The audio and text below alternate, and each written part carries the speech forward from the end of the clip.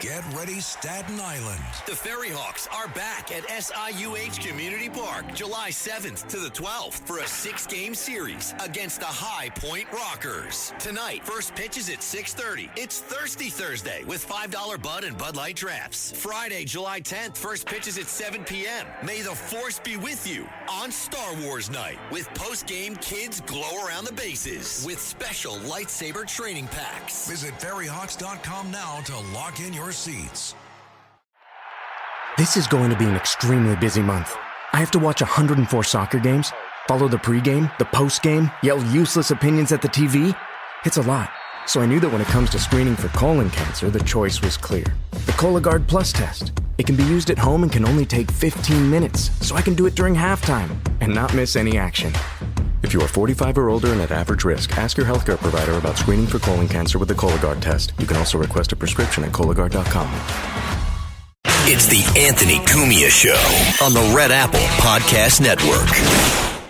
It's the Anthony Cumia Show, but he couldn't make it tonight. Jesse the Body Ventura taking over the reins. You know, a lot of people believe this Lindsey Graham thing is a conspiracy. I'm right along with them, fellas. I'm Jesse the Body and Jesse the Mind Ventura. If you believe,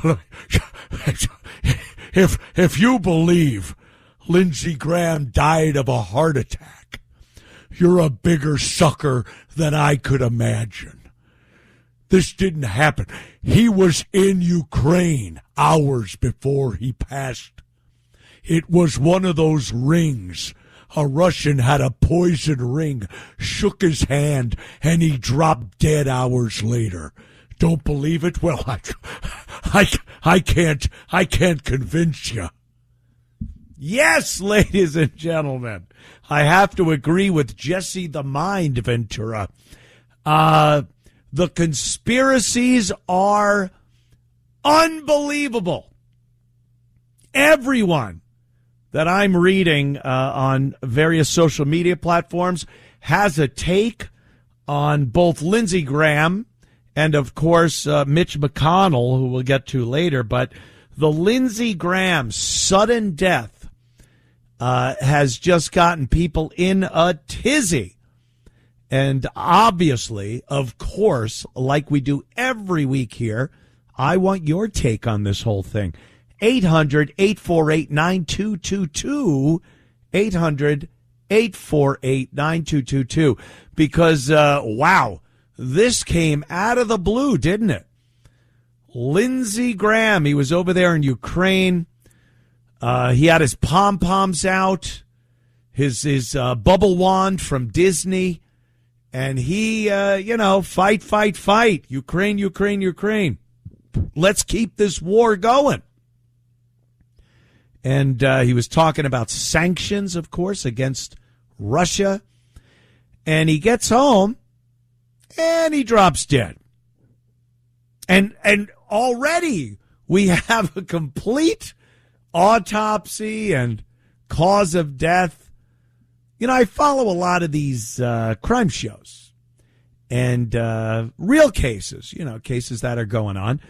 And you read the story and it says, pending an autopsy. We will know more pending an autopsy in 3 or 4 weeks. It hasn't been 24 hours. And they've already sliced this guy open and determined that he had a dissected aorta and died. Now, I'm not saying he hasn't. I don't want anyone to mistake my intentions here this evening. We're talking conspiracies, not just with this. I have a whole evening of things that have been going on of late that people have just been throwing in their opinions, especially on, social media. And everything is some grand conspiracy. And believe me, I'm not a big conspiracy guy. I'm not one of these guys that just hears something and goes, yeah, that must be it. I think a lot of people latch on to conspiracies because it's exciting. The truth is boring. The truth is a bore fest. But if you can inject a little intrigue and nefarious deeds into something that's happening, it makes it exciting. That's fun to talk about at work and with your friends and family. But the truth, oh, how dull. Hey, did you hear Lindsey Graham at 71 years old with a father that died in his 60s of heart disease? He had a dissected aorta? Oh, yeah, I heard that. All right. Hey, anyway, what are we eating tonight? Instead, you have, he was just in the Ukraine. He was holding a drone from the drone factory. The Russians blew the drone factory up, and they probably blew up Lindsey Graham. And yeah, it's just more exciting. It's more fun. My God, are conspiracies fun? And I think that's why you gravitate toward them. I think people gravitate toward conspiracies because they're fun. It's interesting as hell to talk about. So the latest, and I mean the latest, hot off the presses, is Lindsey Graham. My senator, by the way, I ran from the communist state, the United Soviet Socialist Republic of New York, about 3 years ago. I come down here, and one of my senators is Lindsey Graham. And I'm not a fan, especially now. I don't think he's going to do anything for the state in the future. But I wasn't a fan. I didn't like this guy's politics. There were some things I like. He seemed to be a staunch supporter of the Second Amendment. Things for the state, I appreciated his take on things. State-wise, a representative of the great state of South Carolina would go to Washington and pitch ideas and suggestions for his state. And they were good. They were conservative. They were Republican, pro-Constitution. Like I said, never trying to infringe on our rights down here in this state. Federally, especially as far as war, this guy loves a good war. Ooh, did Lindsey Graham love a good battle, a good Donnybrook overseas. Let's send our boys over there and wreak some havoc on some nation halfway around the globe. So I didn't quite like that. Not a big fan. And believe me, I love our military. I love the capability of this country, especially under the Trump administration, getting out all the riffraff, the men who dressed in little skirts and put on their military garb, and the liberals that said how wonderful this was for our country, how diversity is the greatest strength for our military. No. But, they put the kibosh on all that, and I liked it. But I don't like the idea of sending those great soldiers of ours overseas to get in these battles that don't seem to have a direct effect on our country, something, a positive direct effect, something defending our nation against an imminent threat. Now, I cannot stand Iran. I used to say Iran when I was in high school, because we've been battling them since I was in high school. That's what's insane about this whole thing. I had an F Iran pin, send Rambo to Iran, bomb Iran. We had it all. I was a wee lad of 17 or 18 years old. I was in high school, so I think it went up to 20 years old. Yeah, I had some problems. But, this has been going on this long. So I'm not real big on let's go over there and what. Hey, if they had potential nuclear facilities, if they were making bombs, that's great. Bomb those facilities. We got some of those bunker busters. It looked like they were doing a great job sending them through the side of a mountain into some nuclear centrifuges and all the other things that they use to make plutonium. And that's good. I have no problem with that. It'll take them years to get back on track. That's fine. But this protracted, we're on and then we're off again. They're opening up the Straits of Hormuz. They're closing them again. We're so close. We signed this treaty on the back of a cocktail napkin. And then Trump, who I love, I voted for. I have no regrets voting for him. But there are some things that have been going on of late I'm not a fan of. And this war with Iran is something I'm not a fan of. We've heard the threats that Trump has put out there. Hey, this is one of those situations where we're going to have to bomb them into the Stone Age, which doesn't seem that far. They seem to be Stone Age-like at this moment. But and then the next day, wonderful people, love them. We're going to sign a treaty. And then the next day, animals, they won't do this. You're like, wait, what are we doing? Why are we doing this? And we could get into that whole thing a little later, but I deflected a bit from the Lindsey Graham thing. Lindsey loves a good war. He loves it. Iran doesn't matter. Great. Anything we can do to drop some bombs and get some of our boys in there. Lindsey is a big fan. So I wasn't too hip on Lindsey Graham as my senator from the great state of South Carolina being so involved in and so easily sending our troops over to wreak havoc in some other country where it doesn't really affect us as much as I think it should before we send troops in there. Well, Lindsey is dead. Very shortly after a trip to Ukraine, the rumors and speculation abound. Oh, social media is awash with Lindsey Graham was murdered, killed in an airstrike. I heard that one, which conjures up some funny images and thoughts. We're going to take our first break, come back. Your calls, 800-848-9222. More of the Anthony Cumia Show continues in moments. It's the Anthony Cumia Show. Entertaining and informative. On the Red Apple Podcast Network. It's the Anthony Cumia Show on the Red Apple Podcast Network. It's the Anthony Cumia Show. Jesse the Mind Ventura. I'd like to talk about Lindsey Graham. I believe they used the Russians. I'm talking about Vladimir Putin. Use the HARP machine, usually a weather machine. If you don't believe, I don't know what to tell you if you don't think there's a weather machine. They focused in and put a thunderstorm in his heart, killing Lindsey Graham with the HARP machine. Thank you, Jesse.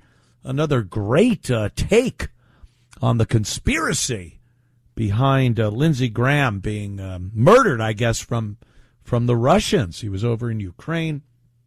Just crazy. So, Lindsey's dead, 71 years old. He seemed to be in good health, but at 71, boy, does that change. That changes 1 second to the next. His father, like I said, he passed away at 68 from heart disease. It's genetic. My dad, my father's whole side of the family, I do not remember seeing any one of them over 52. None of them. They all, they lived hard, they partied hard, they worked hard, and it happens. There's a genetic component to heart disease, and it's not like the guy's 30 years old and he's traipsing around the globe and he comes back and drops dead. The timing is a little not suspect. I don't even want to say that.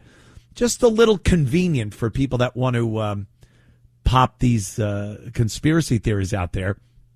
But, it's not uncommon for a 71-year-old man to die from heart disease. It's, I believe, the number one killer of men in this country. Number two is women. Am I right, people? Am I right?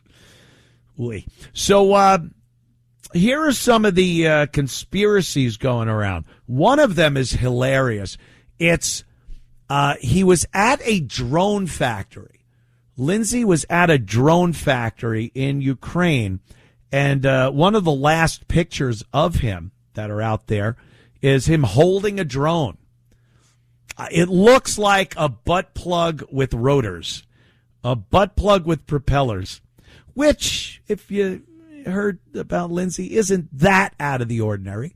But he's holding this thing up, and the conspiracy is that the Russians bombed that drone factory and hit and killed Lindsey Graham during that mission. But I can't imagine that happened. You know damn well they are going to lay old Lindsey out at the Capitol in the rotunda. Trump, a huge fan and friend of Lindsey Graham, and they are going to put him in the Capitol and have everybody come by and say their goodbyes to Lindsey Graham. Could you imagine he's all just pieced together after an explosion from a Russian ordnance in a drone factory? And they're just like, no, this was dissected aorta. It really blew up on him, and that caused all this damage to him. So that's an insane take on what happened. Yeah, I mean, let's be real here.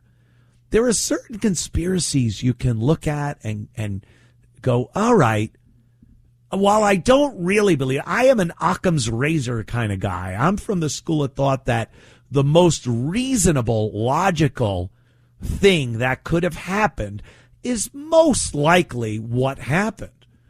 If you have to go so far off the beaten path to come up with an explanation with, by the way, no more evidence than the logical, reasonable conclusion that people have come to, then you're being silly. You're being silly.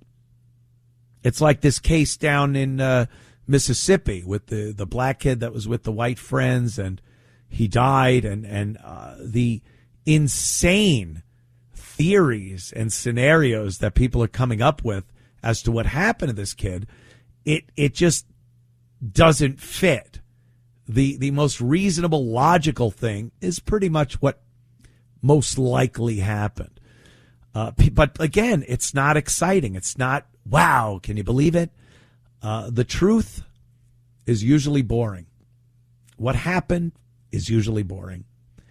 And as far as Lindsey Graham goes, I think that's kind of what we're looking at here, right? Because we could... this popped up, which I love this one.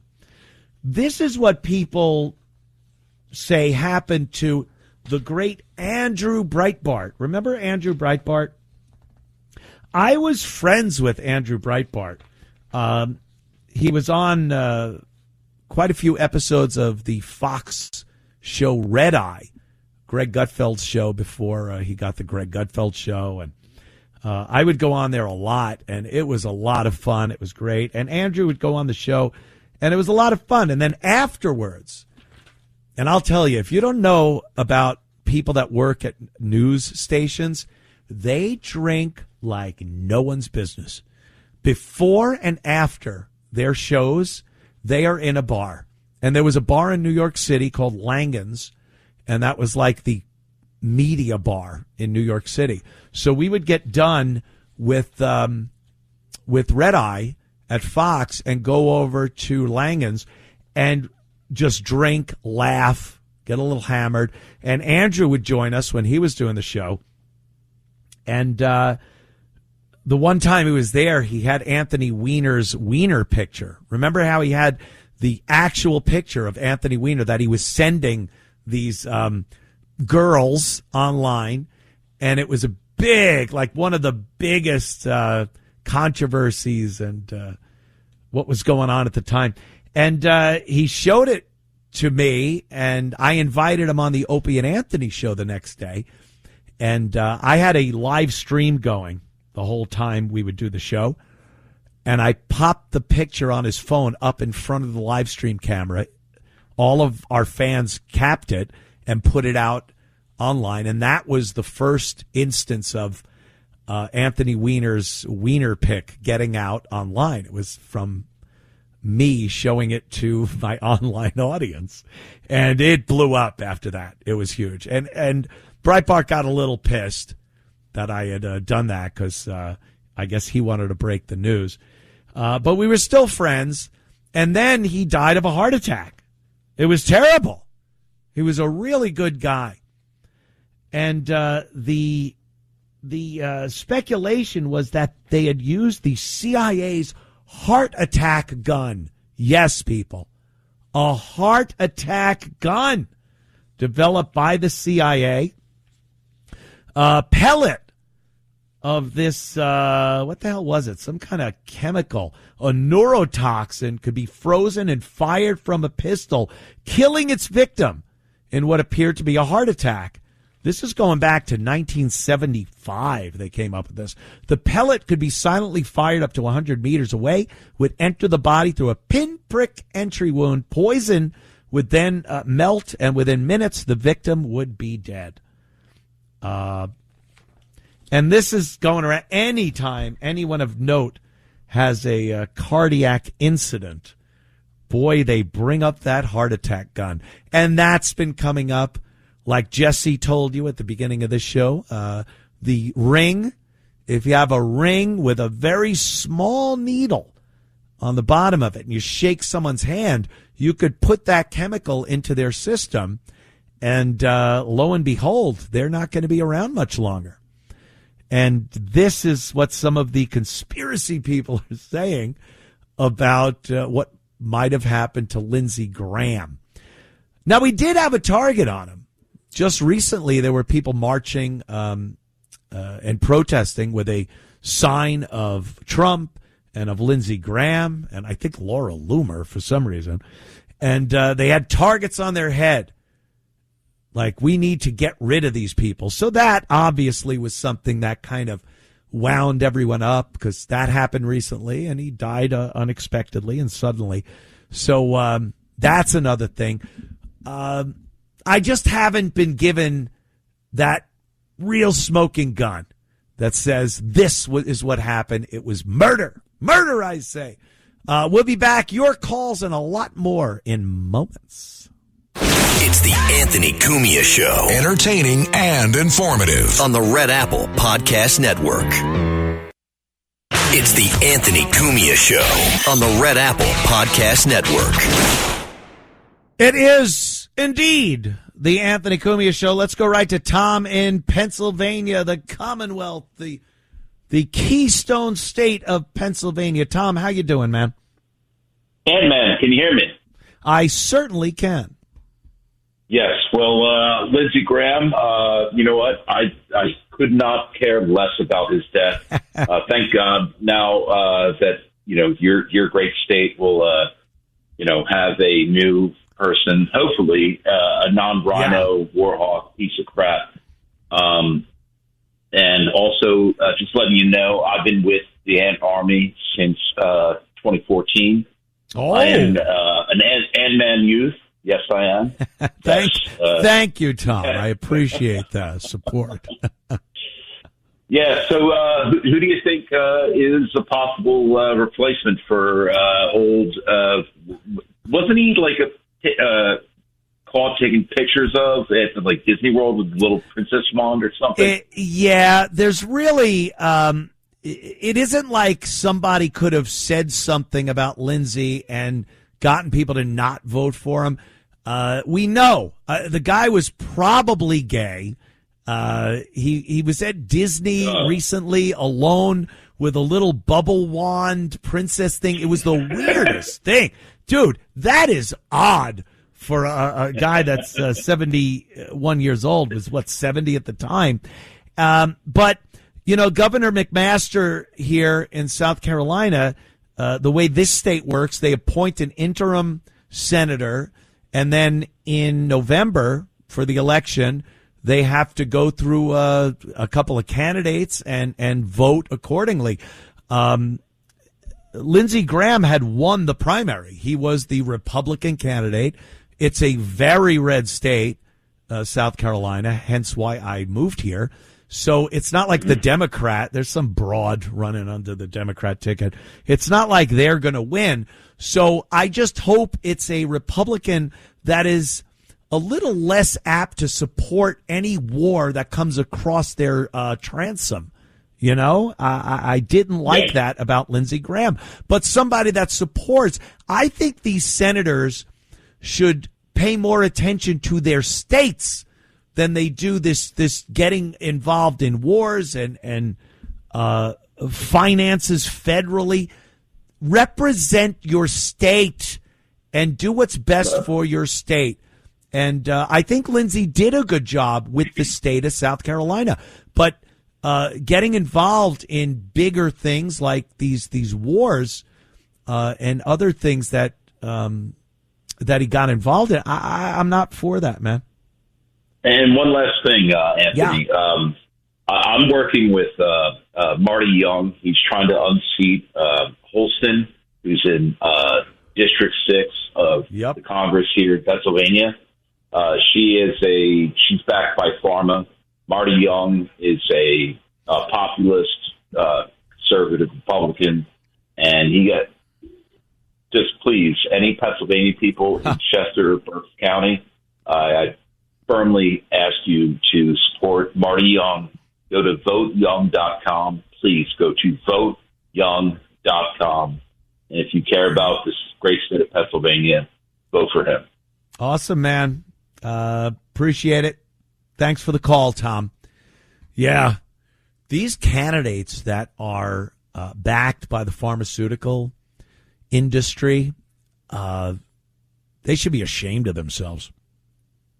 It's so, it's like a dichotomy there. There's the wonder of modern medicine. You cannot say that the pharmaceutical industry has not done amazing things as far as people's health and longevity goes over the course of the years. You look back at some diseases and afflictions from many years ago that were a death sentence or a sentence of being paralyzed or infirmed with a chronic disease your whole life. And these amazing doctors and scientists and the pharmaceutical industry came up with so many cures. It's done. Doesn't happen anymore. I just read the other day, this woman was the last person that was ever in an iron lung from childhood. This woman was in that tin can for her entire life, and she recently died, and it's the last person from the polio days when kids got polio that was in an iron lung. And the only reason that happened was because of the pharmaceutical industry. Jonas Salk, the amazing doctor that came up with the cure for polio. And it's amazing. But like all good things, it has such a negative part of it too. The grift, the way they sell these medicines to people, how doctors get a kickback from the pharmaceutical industry to prescribe drugs to people. If they prescribe a certain drug, they get money from that. It's insane that that's a thing. The second they allowed pharmaceutical ads, did you notice that happened shortly after? There was a delay, a gap in between. But shortly after they prohibited television and radio advertisers from putting cigarette ads on their stations. They were putting prescription drug ads on the stations. Ask your doctor about this. Do you have depression? Are you this or that? We've seen them, please. You can't get away from it. And I think that was one of the worst things that could have happened to our society. If you have an issue, you go to a doctor, and hopefully they examine you and they come up with the proper diagnosis and prescribe you what you need to get better. But giving doctors an incentive to prescribe something and letting the people watch these commercials and think, oh, I need that. Yeah, I am feeling a little blue. I'm a little melancholy today. Maybe this'll help me. And then you bring it up to your doctor and they're like, whoa, man. Yeah, here you go. Take a few bottles of this. And then the checks come rolling in for them. It's not a good thing. And this is something that's been happening for years. And what do we do about it? You know, you got to take the bad with the good. But I think there's a hell of a lot of bad coming through and not as much good. The good that could be. You know, not saying it's a terrible thing. Who's this? Lance. Lance from my home state, not my home state, my new state of South Carolina. What's up, Lance? Hey, yeah, man, we're glad to have you here in the great state of South Carolina. You're going to surf out there, Lance? Right? Apocalypse, right, Lance? Apocalypse now. Yes, I'm the same I'm a age big as fan of your work, Lance. the What's great up, Charlie don't surf. Yeah. Love it. No, I actually live in the capital city of South Carolina, and I don't really have any take on Lindsey Graham other than, well, you know, the obvious. Yeah, the whole, he was a little light in the loafers. Yeah. Actually, that was going to be what I was going to say. I didn't know if I could say that on the radio or not. Well, you can't use the word that we use when we do podcasts, which starts with an F and ends with a hard G. But I get where you're going. I get where you're going. But no, just want to tell you, I just discovered you about a year ago, and I listen to you every day, constantly, because I'm a traveling sales rep. So you've made my Monday mornings so much better because I know I'm going to get up. Appreciate it, man. Yeah, absolutely. No, I appreciate what you do, and like I say, I thoroughly enjoy your show and what you do, and you make me laugh, man. You're great, Ant-Man. You really are. Thank you, buddy. Appreciate that. Absolutely. Man. Yep. What do you do? Absolutely. What do you do down here in South Carolina? You said you're a. What's your business? I'm a sales rep for a manufacturer. I sell black corrugated plastic pipe. Holy Jesus! Yeah. That sounds, that really sounds kind of bad when you think about it. It does. But how do you? What kind of corrugated pipe? I don't understand that. I know like PVC and copper and whatnot, but corrugated pipe? Yeah. It's for like DOT projects. All right. That's enough. I don't want to hear any more of that. I'm kidding, Lance. I had to do it. Every O&A fan is listening right now going, you son of a... Lance, thank you for the call. You know, some people's business not quite as exciting and compelling as others. I certainly hope Lance makes a great living, supports himself and his loved ones, producing and selling corrugated pipe. All right? Very good. Very good. So Lindsey Graham was in Ukraine. Remember we used to say the Ukraine? Remember that whole thing? The Ukraine. And I never got that. And then once the war kicked off, everyone started getting on people for saying the Ukraine. And now we just say Ukraine. But that's a war that just goes on and on and on. And, Trump saying I get in, it's over day one. I will end the war. You're like, all right. Another one of those Trump bombastic statements that he makes. And I think he says things hoping that if they happen, he could say, see, I told you. That's fun to do. On social media, sometimes if a topic comes up, you could type in, like, I believe that within a week, this is going to happen. And then if it happens, you post, see, I told you, and everyone thinks you're brilliant. If it doesn't happen, you just don't acknowledge it. No one remembers, and you go on to the next thing that you say is going to happen. That's what a lot of the psychics used to do back in the 70s and 80s. They'd go on these shows like Johnny Carson and make their predictions, and then when they didn't happen, no one remembered. And if they did, they'd brag about them. But I think that's what's happening. And so he went to the Ukraine, see?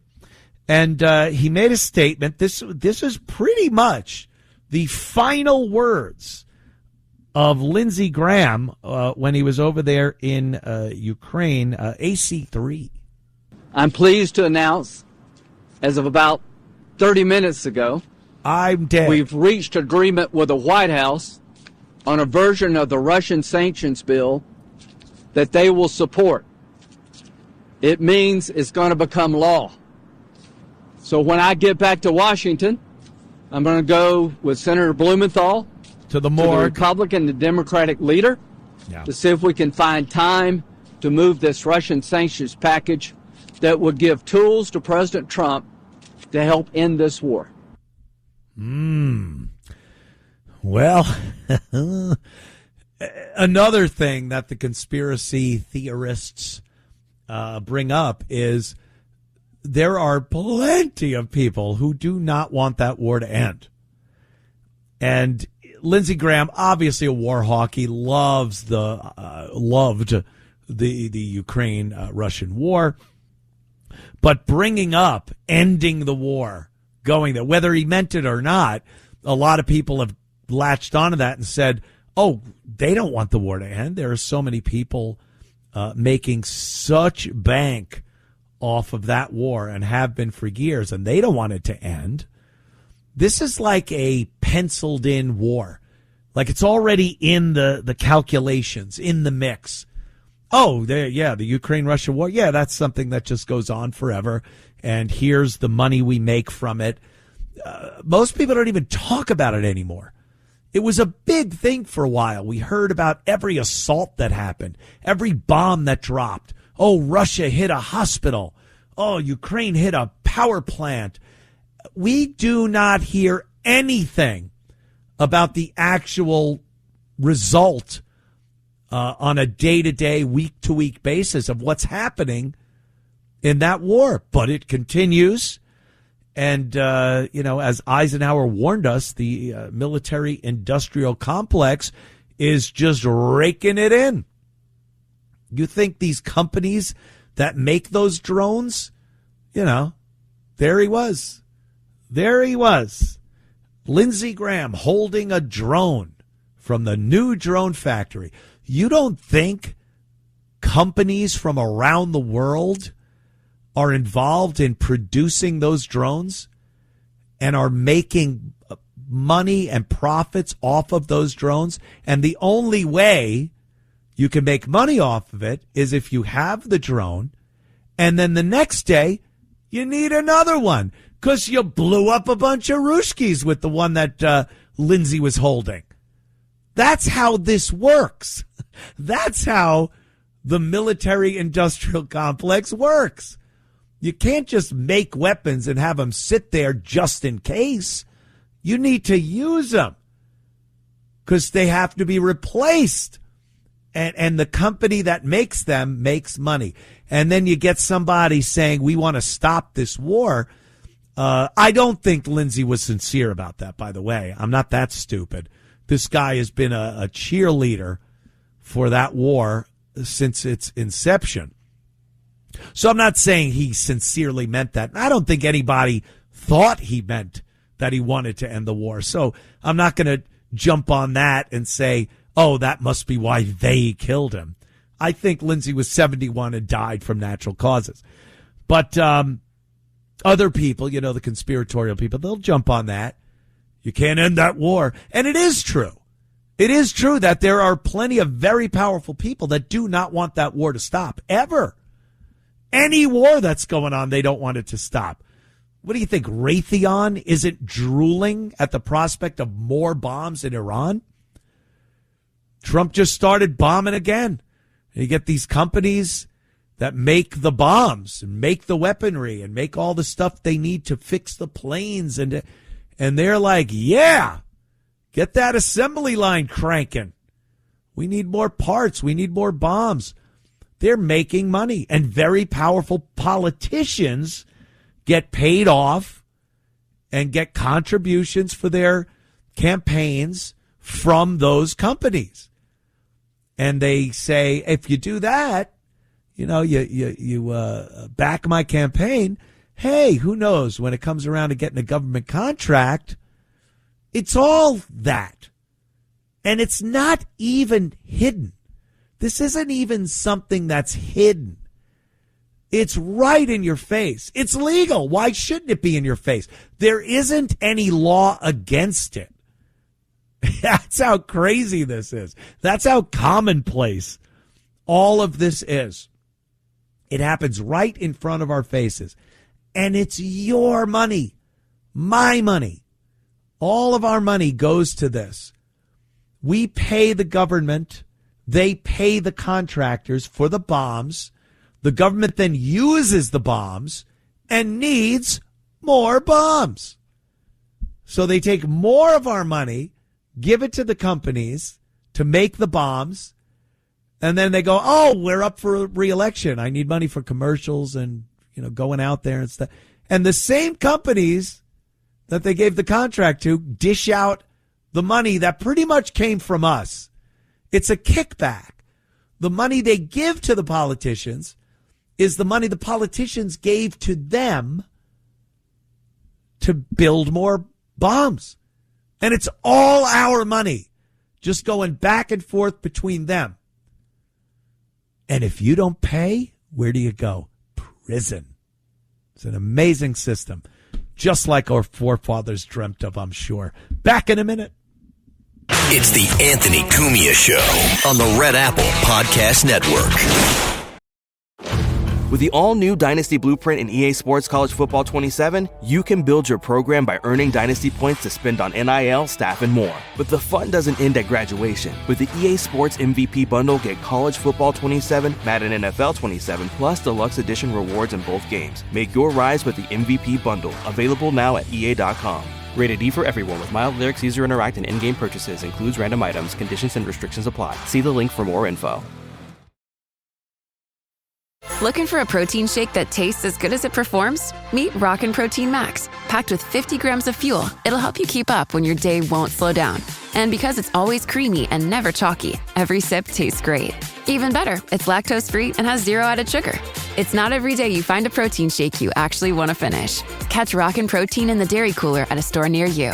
Rockin' Protein and Shamrock Farms are registered trademarks of Shamrock Foods Company. If data management is slowing down your business, you need the Intuit ERP. If one entity is here, and one here, and one here, and one here, you need the Intuit ERP. If scaling your business feels like starting over, you need the Intuit ERP. Intuit Enterprise Suite is the AI-native ERP solution that consolidates, migrates, and automates, all in one place. Learn more at intuit.com/ERP. Need a laptop that's built to perform and designed to last all day? Select Windows 11 PCs starting at $499.99 are now at Best Buy. Learn more at bestbuy.com. Best Buy. Imagine that. It's the Anthony Cumia Show on the Red Apple Podcast Network. The Anthony Cumia Show. How's everyone doing? Great Sunday evening. I hope you had a wonderful weekend. It's summer, man, and it goes fast, and you have to just savor every single day. Is it a thunderstorm going on out there? Maybe.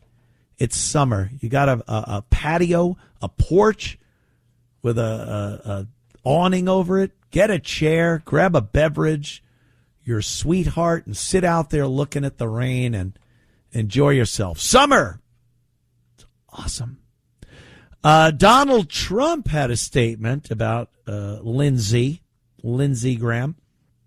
And here's what he said. He goes, I got a call last night sometime at, the early evening. The way Trump talks. Maybe in the sevens. What is he saying? Like 7 o'clock or something? He's got to be so specific. And he called and he said, we're all set for the Save America Act. He was pushing the Save America Act like crazy. He got back, said he just landed for Ukraine. I said, that's a long trip to make. He said he sounded a little tired, but perfect, but a little bit tired. He had a right to be. I mean, he was a worker. We thought maybe we might even meet today. And then that was it. And that was, very around the time. It couldn't have been much longer. I don't know. It could have been his last call. I don't know exactly. But I got a message about 1 a.m. from one of his people at his office that he had passed away. He was a supporter of Donald Trump through this term. If you remember in 2016, he was talking some crap about Donald Trump. When Donald Trump, it looked like he was going to be the candidate for the Republican ticket the first time around. Lindsey wasn't too happy about that. He said it was the death knell for the Republican Party, as did a lot of people. And then when Trump won, they changed their tune. And then the second term, people knew not to really crap on Donald Trump. He'll turn around and make you look bad. So I don't know. But I think like Marco Rubio, likes Trump and thinks Trump can help him. That's another thing. How could this help me in my future endeavors? Rubio's a relatively young guy. And he's going to have a political career long after Trump is done with his presidency and probably long after Trump's done with his life. So he's just trying to ride the fence and not screw up his career.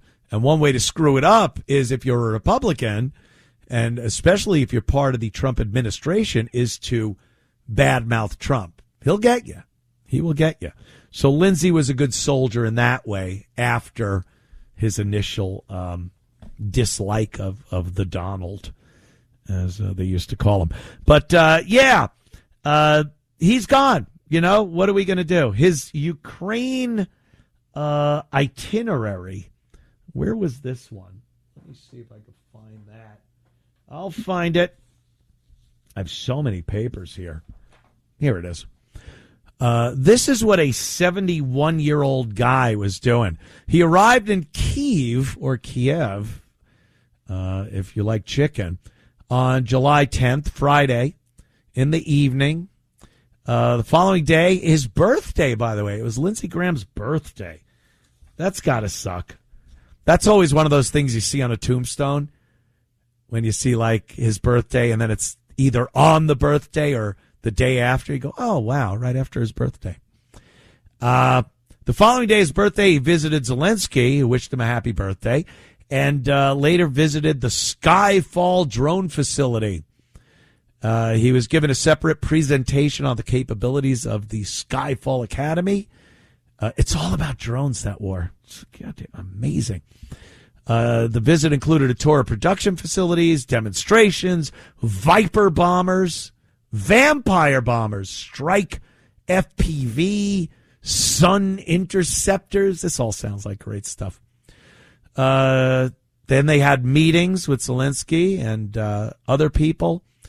Graham also had other classified, unpublicized stops, common for high-profile visitors.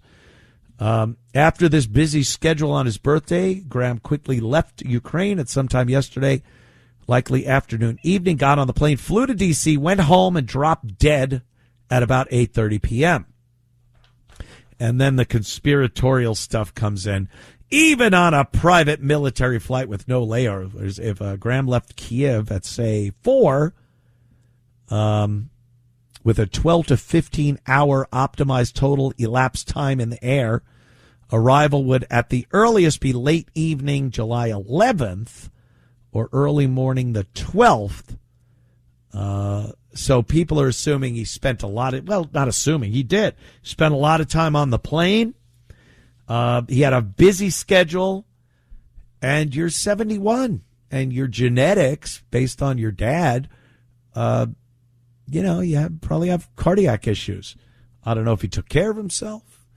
You got to go to your doctor and make sure you're not doing things you shouldn't be doing. But there you go. Lindsey Graham, dead, 71. I don't think he was murdered. That's my take on the whole thing. I think he died. Some weird timing, coming back from Ukraine like that and dropping dead, but that's about that. We'll continue in moments with more of the Anthony Cumia Show. Where the hell do you think you're going? Your calls next. It's the Anthony Cumia Show on the Red Apple Podcast Network. It is the Anthony Cumia Show. Thanks for tuning in. And, on the heels of the Lindsey Graham stuff, we have Mitch McConnell, the toidle. Mitch McConnell. And what? Dead? Alive? Why are we so in the dark as far as our representatives go? They never want to give us a straight answer. But Mitch McConnell, for the past couple of years, has been falling down, passing out, going blank. Some of the weirdest things. He's at a podium and he's speaking, and then he just stops speaking. He stares off into the distance and then walks away. Someone takes him. Excuse me, Senator, walk this way. And no one says anything about it. What happened with Mitch? Oh, he's fine. He was just having a bad day. Well, no one does. I don't do that. No one does that for just a bad day. You're in trouble. So he's been doing that for a while. And then I guess about a month ago, he was taken to the hospital.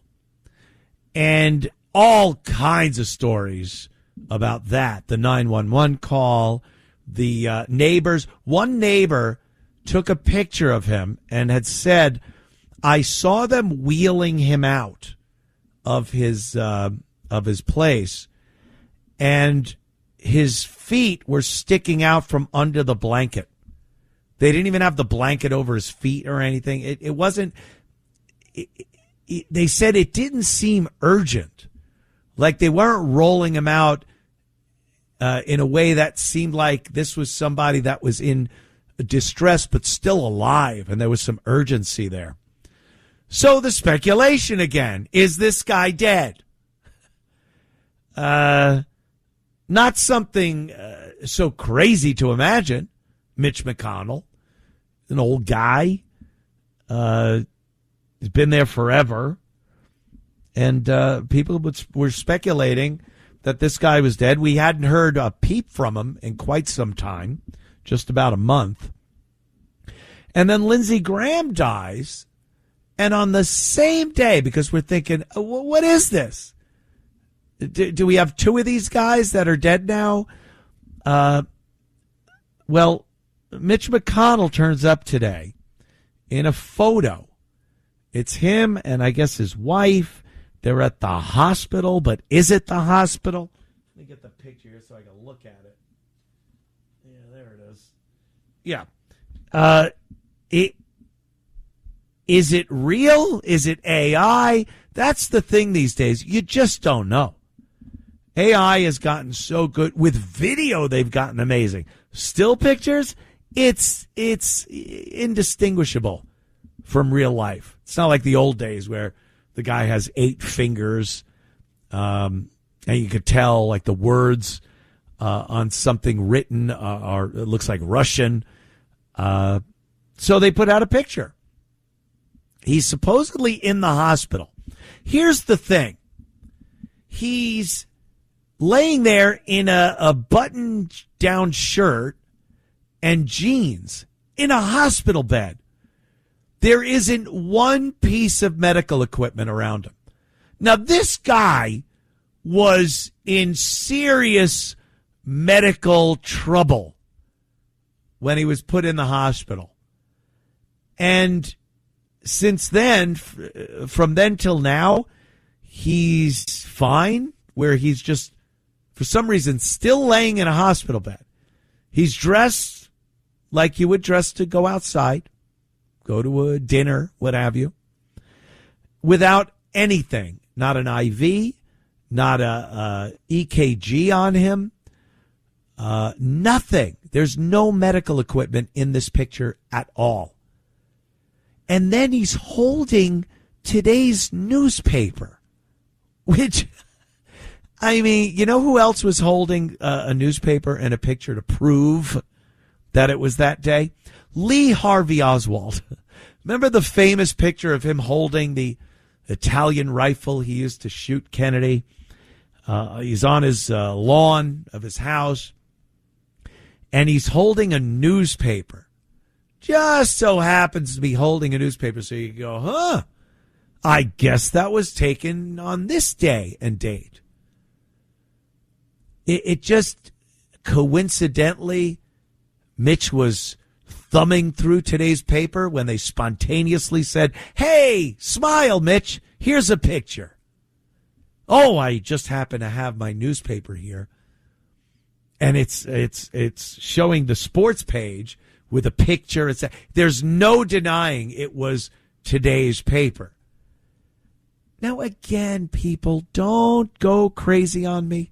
Don't go on my social media account, Anthony Cumia on X. You go there right now with any comments or things you want me to discuss for the show. Don't think I'm turning crazy conspiracy guy. I'm not. What I am saying is, doesn't this seem a little like you're really pushing it? Like you're doing something to purposely get plausible deniability out there? Another great word or phrase for conspiracy people. Remember that? What was that in JFK? It's called plausible deniability. It is. It's like there's enough there where enough people will go, huh? Well, yeah, I guess. Yeah.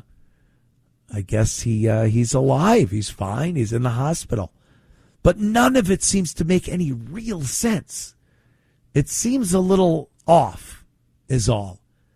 And if you don't want people to think something's a bit off, then make a concerted effort to put something out there that is irrefutable.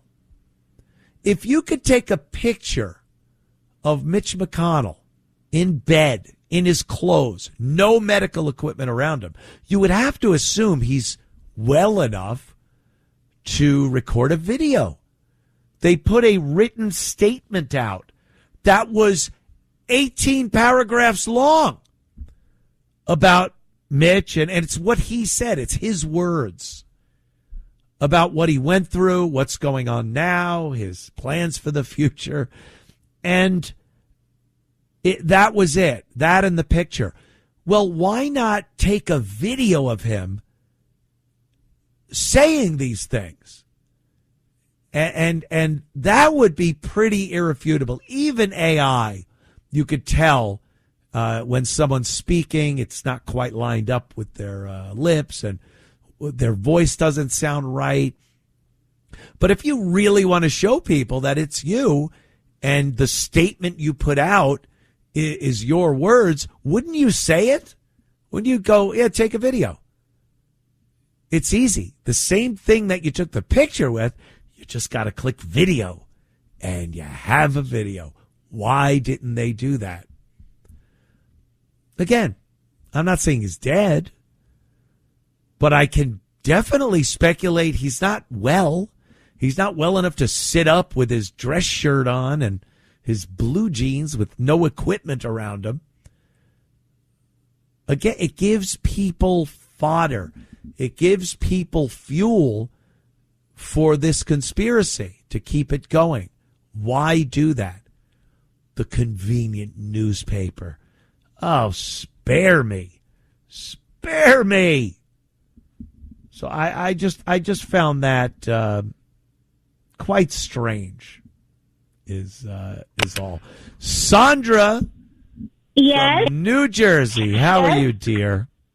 I'm good. How are you, Anthony? So well, thank you for asking. What's on your mind this evening? Well, I was going to call for a different reason, but I'm thinking about Lindsey Graham.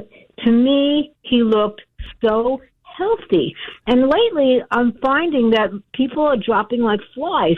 And I always say, especially when I hear it's heart-related, I wonder if he took the COVID vaccination. I hate to say it, but I think that sometimes, maybe not here and not there, but I do think that all the time when someone gets sick suddenly out of the blue and they maybe took that shot and maybe it's, having a reaction at some point. So yeah. That's what I was thinking on that. I think that too sometimes, Sandra, but mostly with the younger people. We've seen a lot of younger people, athletes, actors, people in the public eye that die at a very young age. And, we don't get many answers as to what happened. Obviously, a suicide isn't going to fall into that category or some other instances of murder. But when people just die of natural causes in their 30s, that's a red flag right there. And especially actors and actresses, because they were forced to take the vaccine. And again, I don't know. I'm not a doctor. Don't even play one on TV. But it just seems like one of those instances where that's another coincidence that we're supposed to think, a lot of actors are dying very young. And they were forced. They couldn't work unless they took that shot. So I don't know, Sandra. The other thing, I don't know if you want to talk about this, but I was thinking about Paul Pelosi and an incident that I don't know. Sometimes I know you like to talk about all these things, and I had an incident about a year ago. Someone hit you in the head with a ball-peen hammer in your house? Did they walk in and beat you with a hammer when you were intoxicated in your underwear? No. I thought everyone did that. No, this is in the car thing. I was driving to the supermarket, and I misjudged my space, and I accidentally, touched the other car. So I waited in my car for about an hour. The person didn't come out, and I felt very, very bad. So I went into the supermarket. I asked for a piece of paper, a pen, and Scotch tape, and I put down what happened, my name, my number, and then I left. And the woman called me, and we, I paid for whatever I did. So I'm just trying to say about character, sometimes it's measured in the minutes after we've done something wrong. I don't know. It's the right thing to do, Sandra. It's old school. This is the way we used to be in a civil society. Right. And it was respect. It was respect for people, their property, and just the way that you keep the civil society going. So, yeah, that's very good of you. I'd have bolted, but that's just me. Sandra, thank you so much. We're going to take a quick break. Back in a flash. It's the Anthony Cumia Show. Entertaining and informative. On the Red Apple Podcast Network. It's the Anthony Cumia Show. On the Red Apple Podcast Network. The Anthony Cumia Show. Thanks for tuning in and talking about a bunch of stuff, conspiratorial stuff. And it doesn't necessarily, it doesn't have to be crazy conspiracy stuff, UFOs. We could get into that because the It seems the government has released some UFO stuff, and that's just ridiculous. Can you say distraction? I knew you could. But here's another thing that is not so much conspiratorial, but people that just cannot look at something, see the obvious answer right in front of your face, and have to turn it into something else. And, of course, I'm talking about the Nolan Wells case. This is the case of Nolan Wells, a young black man who was on a boat with 3 white friends. Mississippi, they went down to Horn Island. It's an island about 8 miles off the coast of Mississippi. For the 4th of July, a big party going on down there, a lot of boaters. It's the only way you could get there is by boat. This is a desolate island. There is nothing on it. No bathrooms, no convenience store, no cell service. This is, you go there on your boat. What you have on your boat is what you have. And then you leave by boat. There's no ferry service, nothing. But it's become a place that you can go to on holidays with a boat.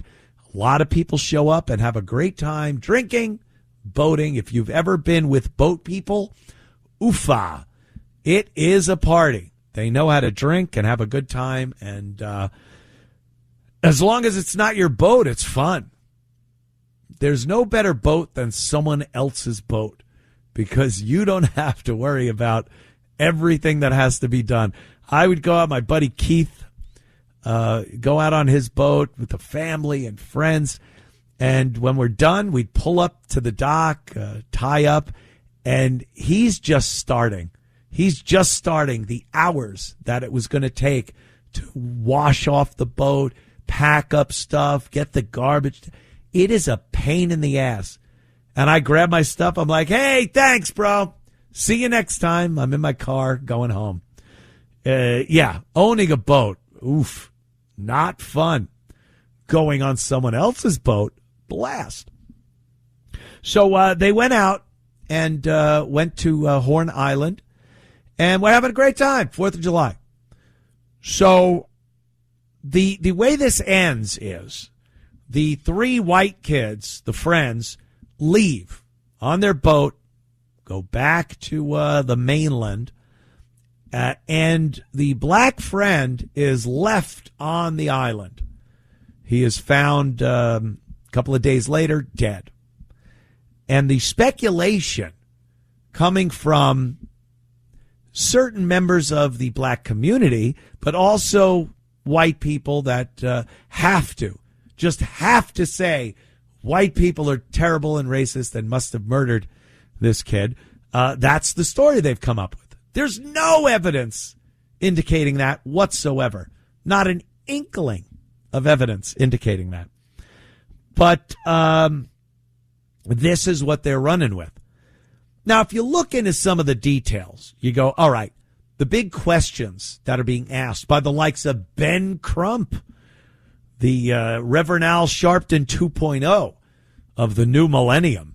This is the guy that now latches on like a tick or a sucker fish to a grieving family and tries to soak whatever credibility, street cred, or money he can get from them.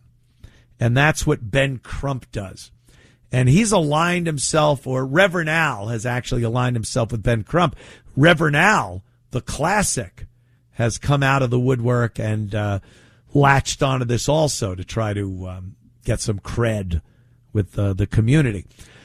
But here's what we know, and this is what some people are not acknowledging. They're twisting it and turning it to try to make it more nefarious than it is. You're out on a boat with your friends.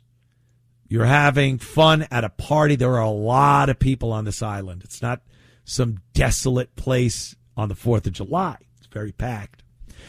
This kid, Nolan Wells, hooks up. He hooks up with a girl. Now, I don't know what you kids do these days. I don't know what wacky things you kids do these days when it comes to the gals. But when I was younger, if I was with my friends anywhere and they saw me trying to woo a girl, words need not be spoken. I don't have to go up to my friends and go, hey, guys, I think I might get lucky. They know. They see you with the girl. They know what's going on. They don't say anything to you. You don't say anything to them. You're a big boy. You're on your own now. The guys that aren't with the girl are going, you son of a lucky bastard. And you're going, yeah, I don't care about my friends. I'll figure it out. I'll get home.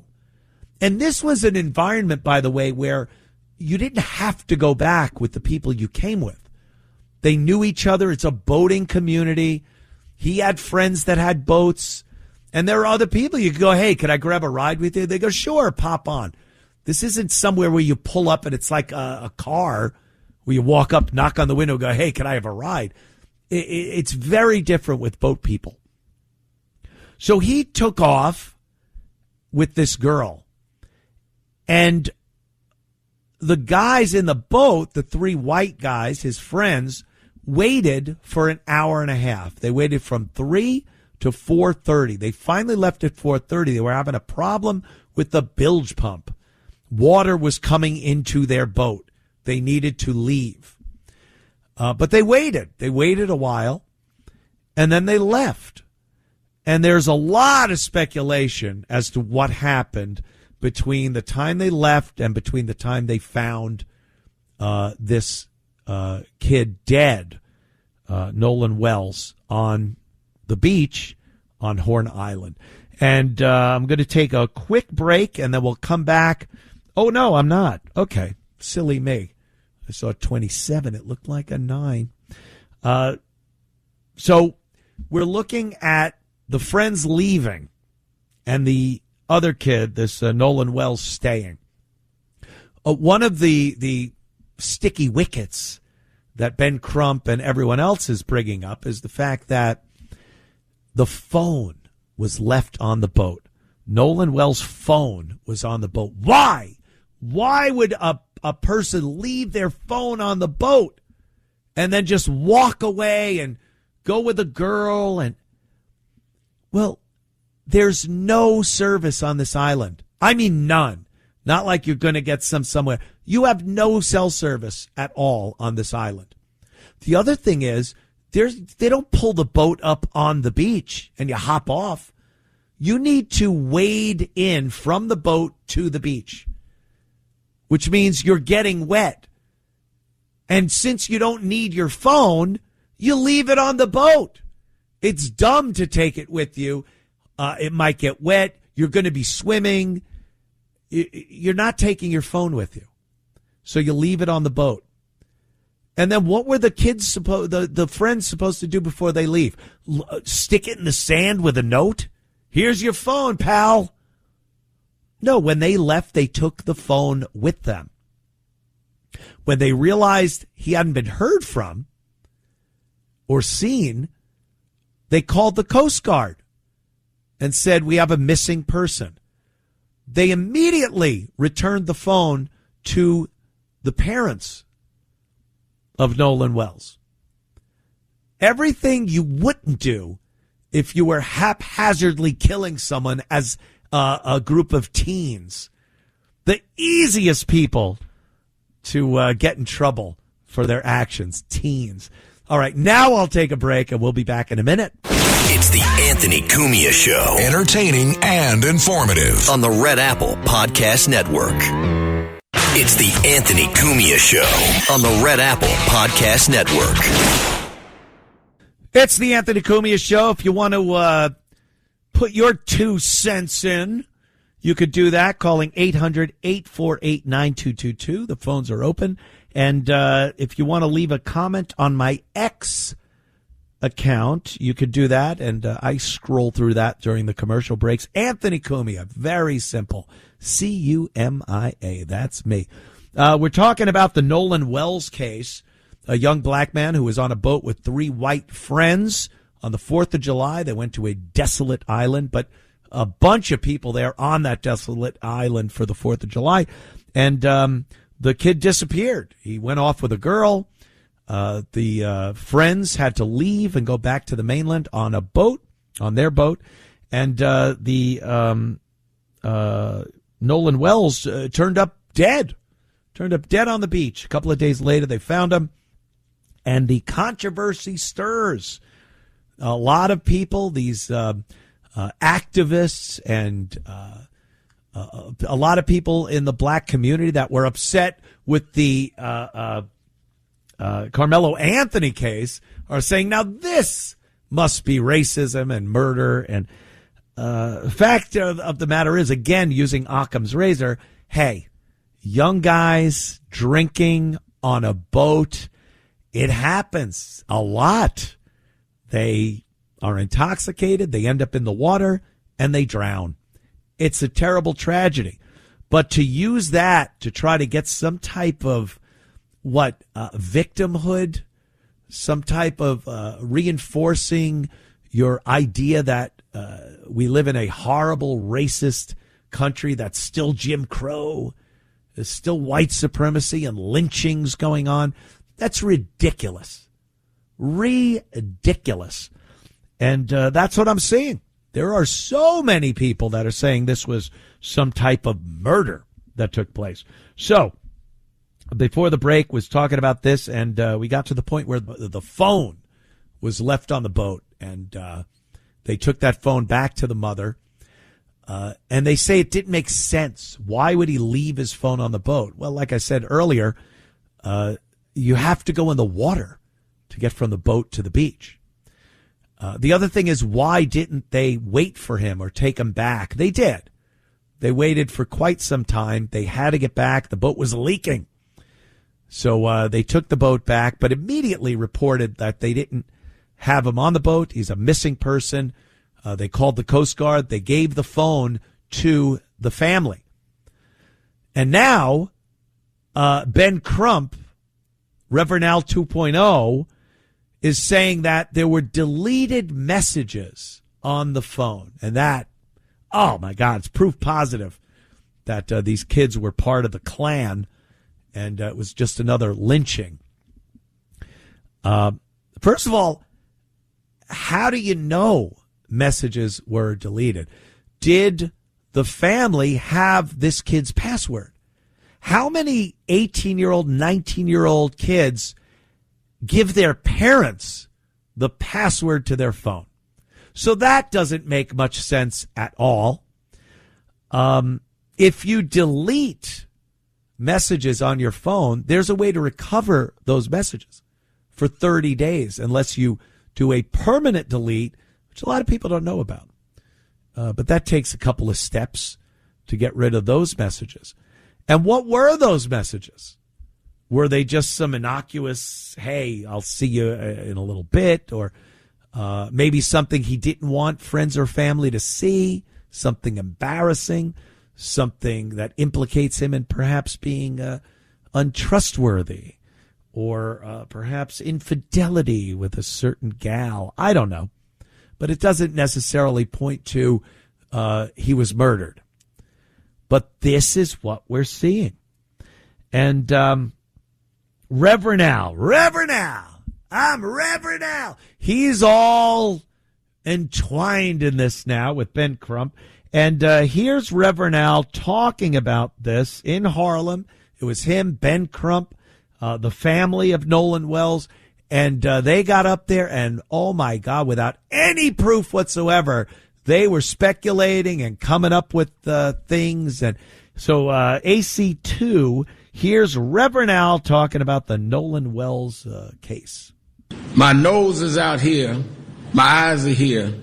My brain is here, which means some things I could smell before I could see and before I can figure out. This does not smell right. So some people are saying, Reverend, are y'all bringing in race? Well, we're not bringing in race, but we're not discounting race either, because we don't know what it is. So to tell us don't rush to judgment saying it was racist is fine, But then I'm telling you, don't rush to judgment saying it was not racism. Mm-hmm. Yeah, that's right. Yeah, so you're bringing race. You're bringing race into it. We're saying don't not bring race in. I'm not yes, no, not bringing race into it. What, Reverend L? What did you say? I got 2 words for any New Yorkers listening that are above, 50 years old, that should discount anything this guy says. Tawana Brawley. That's right. If you recall, many years ago, Reverend Al was the biggest supporter and cheerleader for a gal named Tawana Brawley, who had said she was sexually assaulted by white cops who spread feces on her and scratched racial epithets on her body and left her in a garbage bag to be found. And boy, Reverend Al and company went nuts for this one. And if you recall, destroyed people's lives. There was a man named Stephen Pagonis who they accused of these crimes, and he never did anything. His life was destroyed. Police officers, they said, were involved in the rape and cover-up and just insanity. And it turned out that Tawana Brawley was lying. She had left and gone to some party thing she wanted to go to. She didn't want her mother to find out that she had gone there, and came up with this insane story. And again, Reverend Al jumped on it. There were lawyers that were disbarred for their involvement in this ridiculous thing that went on with Tawana Brawley. And again, people's lives were destroyed. And Reverend Al, fat Reverend Al back in the day, just skipped away without a care and continued to get respect from the black community and a lot of liberal white people, the news media. He was hired by mainstream media, and he had done things like this for his whole career. If you're from New York, believe me, you know exactly what I'm talking about. Crown Heights, with the fights that blacks and Jews were having, and he called the Jewish people interlopers, and he was just a race baiting piece of crap. And with every pound he lost, he gained respect. Now he looks like a California raisin, and he's one of the most revered people in New York City. And he is, again, like a tick, just dug his snout into this situation to try to, get some heat. Glory days. He sees Ben Crump as the new version of him. That's got to be a little upsetting. You know, you don't want to be replaced. So he's probably like, I'll get involved with this one. I am Reverend Al. So the social media comments that I'm reading about this are mental. I mean, why aren't these white boys in jail already? If a white kid was with 3 black kids and the white kid showed up dead, they would be in jail already. It's this deranged victimhood thing that they just embrace. You can't come up with these conclusions with no evidence. As a matter of fact, there's evidence to the contrary. The family of Nolan Wells has said these boys were best of friends. There was never problems. They never felt like the boy was in danger when he's with these guys. And then so many people saying this is why you don't let a black person, if they're alone, hang out with a bunch of white people. If you're the only black person in a group of all white people, leave immediately. Your life is in danger. And statistically, scientifically, that is a ridiculous statement. Ridiculous. But that's this need for this to be a murder, a racially based, racially biased lynching. The need for it to be that is so important to some of the people I'm reading about on social media. Why is that? Why would you hope and pray that this is some kind of racially based murder? The young people get drunk and drown. It's terrible. But it happens so much. So just the fact that you want to make something of this to try to perpetuate this victimhood and this feeling that this is still going on in the world. We still have this horrible, horrible racism going on. It's crazy. Just crazy. Let's go to Jay in Bayshore, New York. What's up, Jay? Good evening, sir. How are you tonight? Pretty good. Gotta say, these Facebook sleuths or Facebook detectives that have conducted countless murder investigations, I don't get it. I've been in law enforcement 31 years, and there's a methodology that has to be followed. I mean, it takes so long for even pathology to come back or toxicology, and yet everybody's jumping on the bandwagon. It's racial. Yep. How about we conduct a thorough investigation first before we paint everything with vitriol? That's it. That's it. I'm not even saying there isn't a chance that could have been what happened. I don't know. But again, common sense, what usually happens in these circumstances, how these kids got along with each other. Nothing is pointing. There's no red flag pointing to, it looks like murder. It looks like this kid drowned. Now, why was he alone? Why did he go off? Girls, man, if you're 19 and you think you're getting laid, you will leave your phone, your friends, everything. That's your most important moment in your life, is you're wheeling out with a girl and you're like, I don't care about anything else. That right there is enough reason to not consult with your friends or to leave your phone on a boat or a number of other things you might do if you think you have a chance with a girl. Couldn't agree more. I mean, a couple things I've learned in my years is we look at the totality of circumstances, look at the whole picture, and just to enter a point that you said, common sense. Well, after 31 years in this job, common sense is so rare it should be a superpower.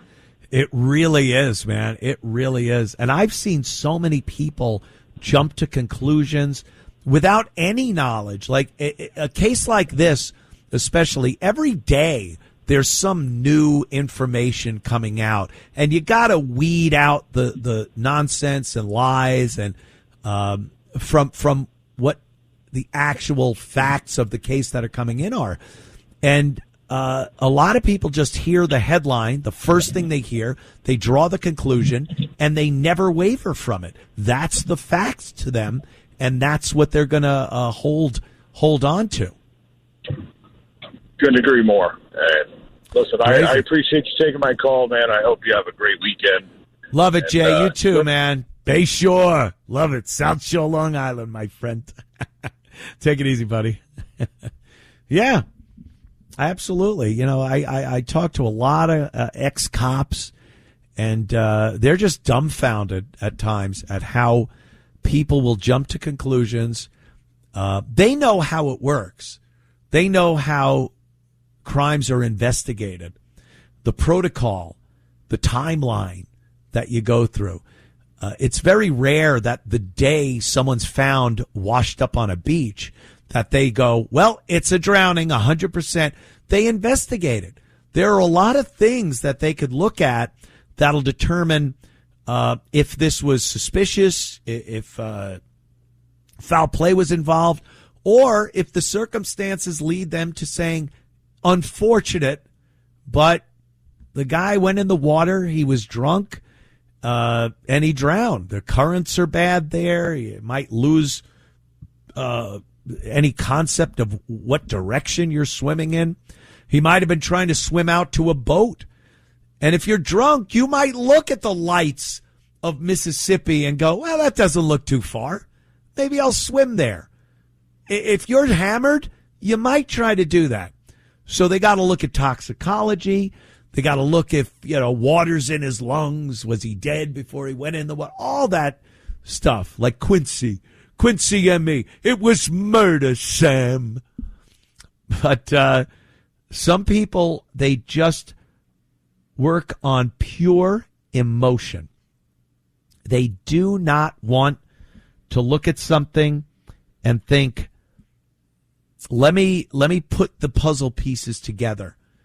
Their emotion tells them a certain thing. They want it to be a certain thing. If you want something to go a certain way or end up coinciding with the conclusion you came to, that's what you're going to pick out. You're going to look at the situation and only look at those facts that reinforce your take on it. And it doesn't work that way. There are so many cases. I love a good court case that's on TV. You can watch it.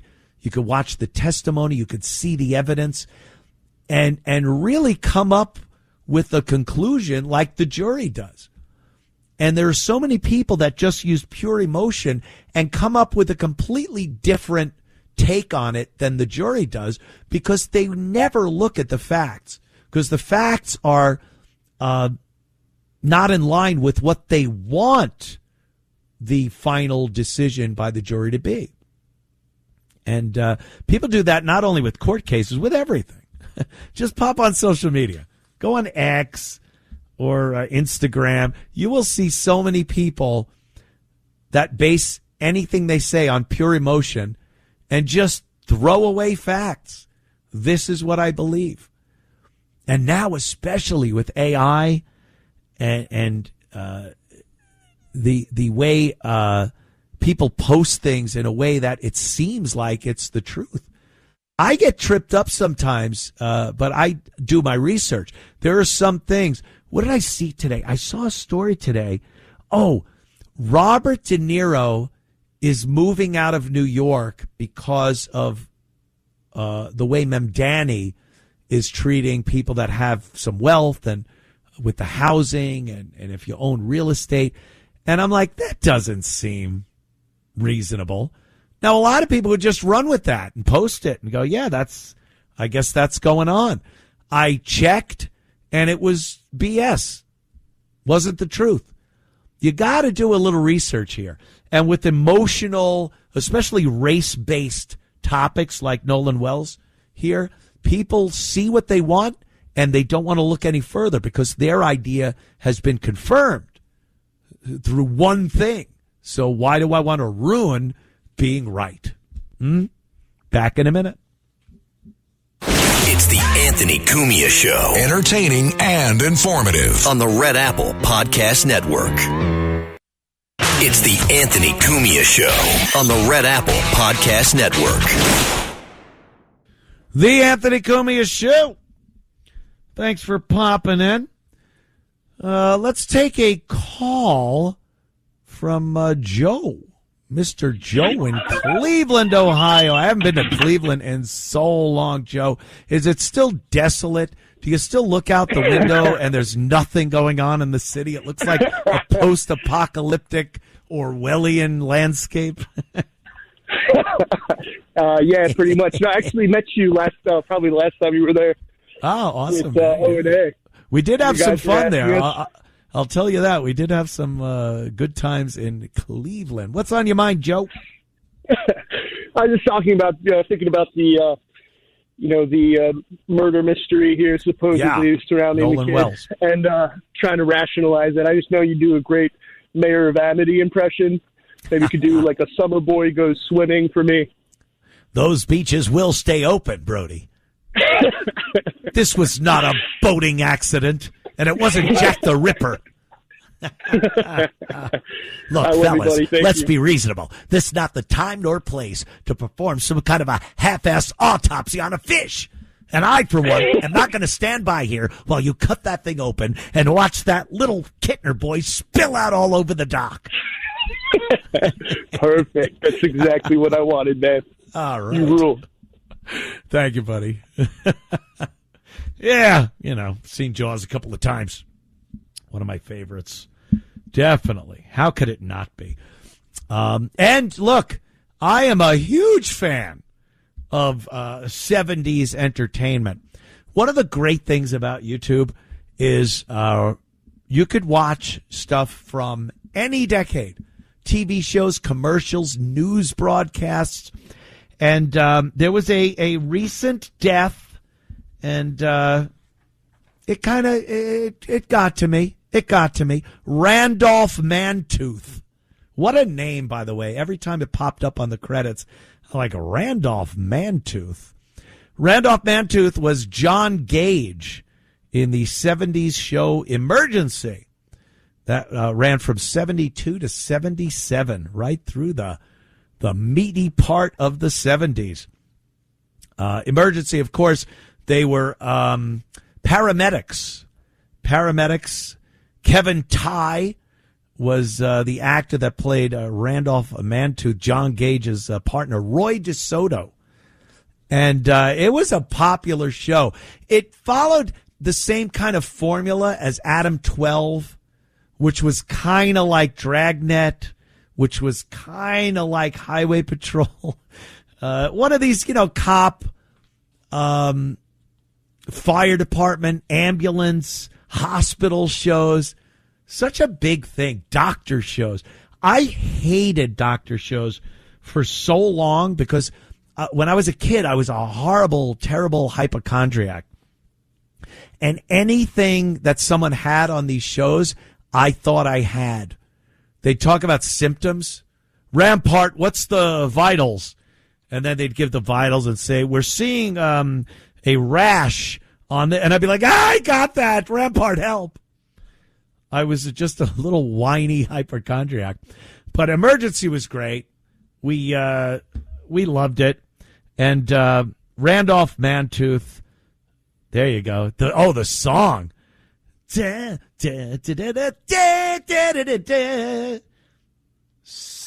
good. And you just watch him leaving the station to go help people.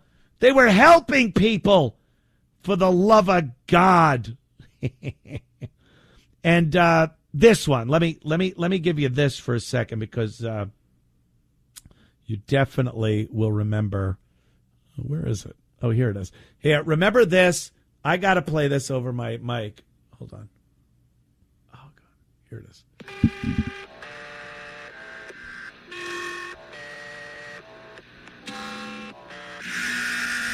That was the one. And you'd see them staring. They'd hear the first tone, and there was, the crew. There's DeSoto and Gage looking up, and they'd hear bump, beep, beep, bump, dip, bump, and then they'd hear beep, bump, beep, and they'd start running. Got to get to the engine 51, squad 51, fire on the, and you just be like, this is the greatest. But Randolph Mantooth, actor, activist, I think Emergency was responsible for a lot of people wanting to become paramedics and EMTs. And when the show started, I think there were only 10 paramedic squads in the country. And that's amazing. A great show, brought back memories, and abonanum, Randy Mantooth. All right, good guy. Can't beat those. Can't beat them. Like I said, YouTube has so many 70s shows and commercials. I love the commercials. You watch a McDonald's commercial from the 70s. Oh, my God. Grab a bucket and mop. They put a shine on the floor. You deserve a break today. Like, they sang. They served you food, cleaned up, and sang. Now you go in there, they'll throw a burger in your face. Or they'll spit on it. Or you'll get in a fight, or you'll see a fight. Or the sodas are getting winged over at the guy working the fryer later. Here I am again, waxing fantastic about the old days. Remember Burger King? Hold the pickle, hold the lettuce. Days gone by. Back in a minute. It's the Anthony Cumia Show on the Red Apple Podcast Network. Choice Hotels get you more of what you value. Comfort Inn, it's calling your name. Save on the stay. Oh, and free waffles are yours to claim. Book direct at choicehotels.com. The Anthony Cumia Show. Thanks for tuning in every Sunday. I love it. You guys pop in and support this very program. Got to talk about every week. Got to talk about Zoran Mamdani. What is he doing now? He's dissing the Italians. That's right. My people. Now I take it personally. There was a ethnic map of New York City put out where I guess it had to go through the mayor's office. And there are so many areas of New York now. Little Pakistan. Did you know that there's a Little Pakistan? Little India, where I can't imagine what the water looks like. Little India. All these little areas. Do you know what wasn't included? I think you could tell by me being upset and being Italian. Little Italy. Little Italy was not included on Zoran's ethnic map of New York City. Probably one of the oldest areas of New York City that are based on the ethnicity of the people that live there. It has been shrinking every year for quite some time now. There was actually a pretty good scene in The Sopranos toward the end of the Sopranos run where Butchie is walking through Little Italy and he's talking on the phone and he stops talking. He looks around and he's in Chinatown. Like he looks around like, what happened? Where did Little Italy go? So, while it's not as big and robust as it used to be, leaving it out of your ethnic map while you don't leave out Little Afghanistan, Little Somalia, is terrible. And it just, again, shows where this guy's loyalties lie. Not with the people of New York, the people that built New York. I mean, if you talk about the Italian-American people from New York at the turn of the 20th century, or the turn of the 19th to 20th century, not 20 to 21st, you are talking about a group of people that had a huge impact on building New York. A lot of Italians were involved in the construction business in New York City. And then he just leaves it out like that. That's par for the course. This guy is such a scam, such a piece of garbage. But it makes total sense.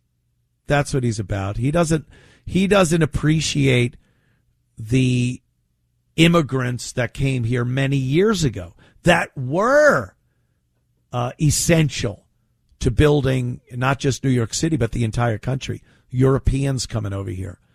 He just is concentrating on Muslims, Somali Muslims, Indians and Afghani Muslims, Pakistani. That's who he wants to pay tribute to. Meanwhile, how many poor Italian bastards fell off of I-beam or fell into the big base of the Brooklyn Bridge? The Irish, too. I know a lot of Irish were involved in that, too. But, just another example of, Sid. You hear Sid Rosenberg every morning on WABC talking about Mamdani and what a piece of crap he is. And he has every right to do that. Now they're getting on my people, Sid. Now they're getting on my people. Maron, the Fanok. All right, also I want to talk about the scams are hilarious. I don't know who falls for scams anymore. Do you do any due diligence? Do you take anyone's word for it when you get an email or a phone call? You just go, all right, it must be true. With the advent of AI and the ability to get people's information, and it could be used against you, how are you not on guard all the time? The first thing here is kind of more funny than a scam, but I get emails all the time, and I just get so annoyed. They bother me all the time because President Trump bothers me with his emails. Oh, yeah, he emails me. And then today I got an email from J.D. Vance. Yeah, the vice president. I know. I must be pretty important. And here's what J.D. sent me today. I'm trying to reach Anthony. I'm like, what? With everything going on, the vice president of the United States of America, J.D. Vance, is looking for me. Private message from Vice President Vance. That's the subject line. Really, I knew I had to get open this and check it out immediately. Anthony, it's my name. Must be true. Anthony, this is Vice President J.D. Vance. I had our team grab our top 2% of supporters, and I was so darn excited. He didn't curse. So darn excited to see your name at the top.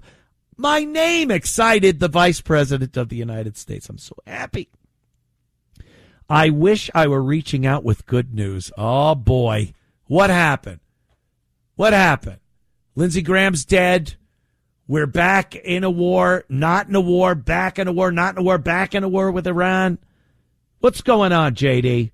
What are you bugging me for? I wish I was reaching out with good news, but there is a freight train of bad news coming our way. A freight train. I'm pleading with you. The vice president is pleading with me.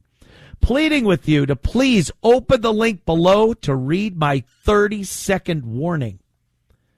He had a warning going on. And then open your secure briefing. Well, I did.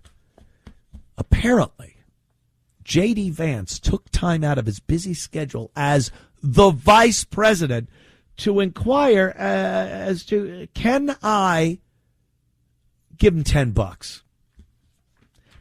He was asking me for $10. He's like my friends in high school, J.D. Vance. Hey, Ant, I took a little time out. I was supposed to do something with the president, the Secretary of Defense, but you got a tenner, you got a 10 spot. I did not donate. Sorry, JD, you're on your own on this one, pal. Sorry, no can do. And that got me, reminded me that I had a story about a scam that's going on. And again, if you are 80 and above, I can forgive you for falling for some of the scams going on these days because, look, technology, amazing. AI, amazing. They can send some of these boomers messages that sound like their relatives saying, I need help, please. You need to Venmo me $1,000 immediately. I'm in jail. I'm this, I'm that. What is it, Venmo? What? Ask your nephew. Ask my cousin. And this is a scam. These are scams. Technology, it gets these guys and women, especially older women. But this guy's Matt Gutman from CBS News, relatively young guy. And he actually posted this. I would be too embarrassed. Why would you post a video of yourself talking about how you almost got scammed by a scam that anyone would see a mile away? Red flags, literally red flags waving in your face. But here's what happened to Matt.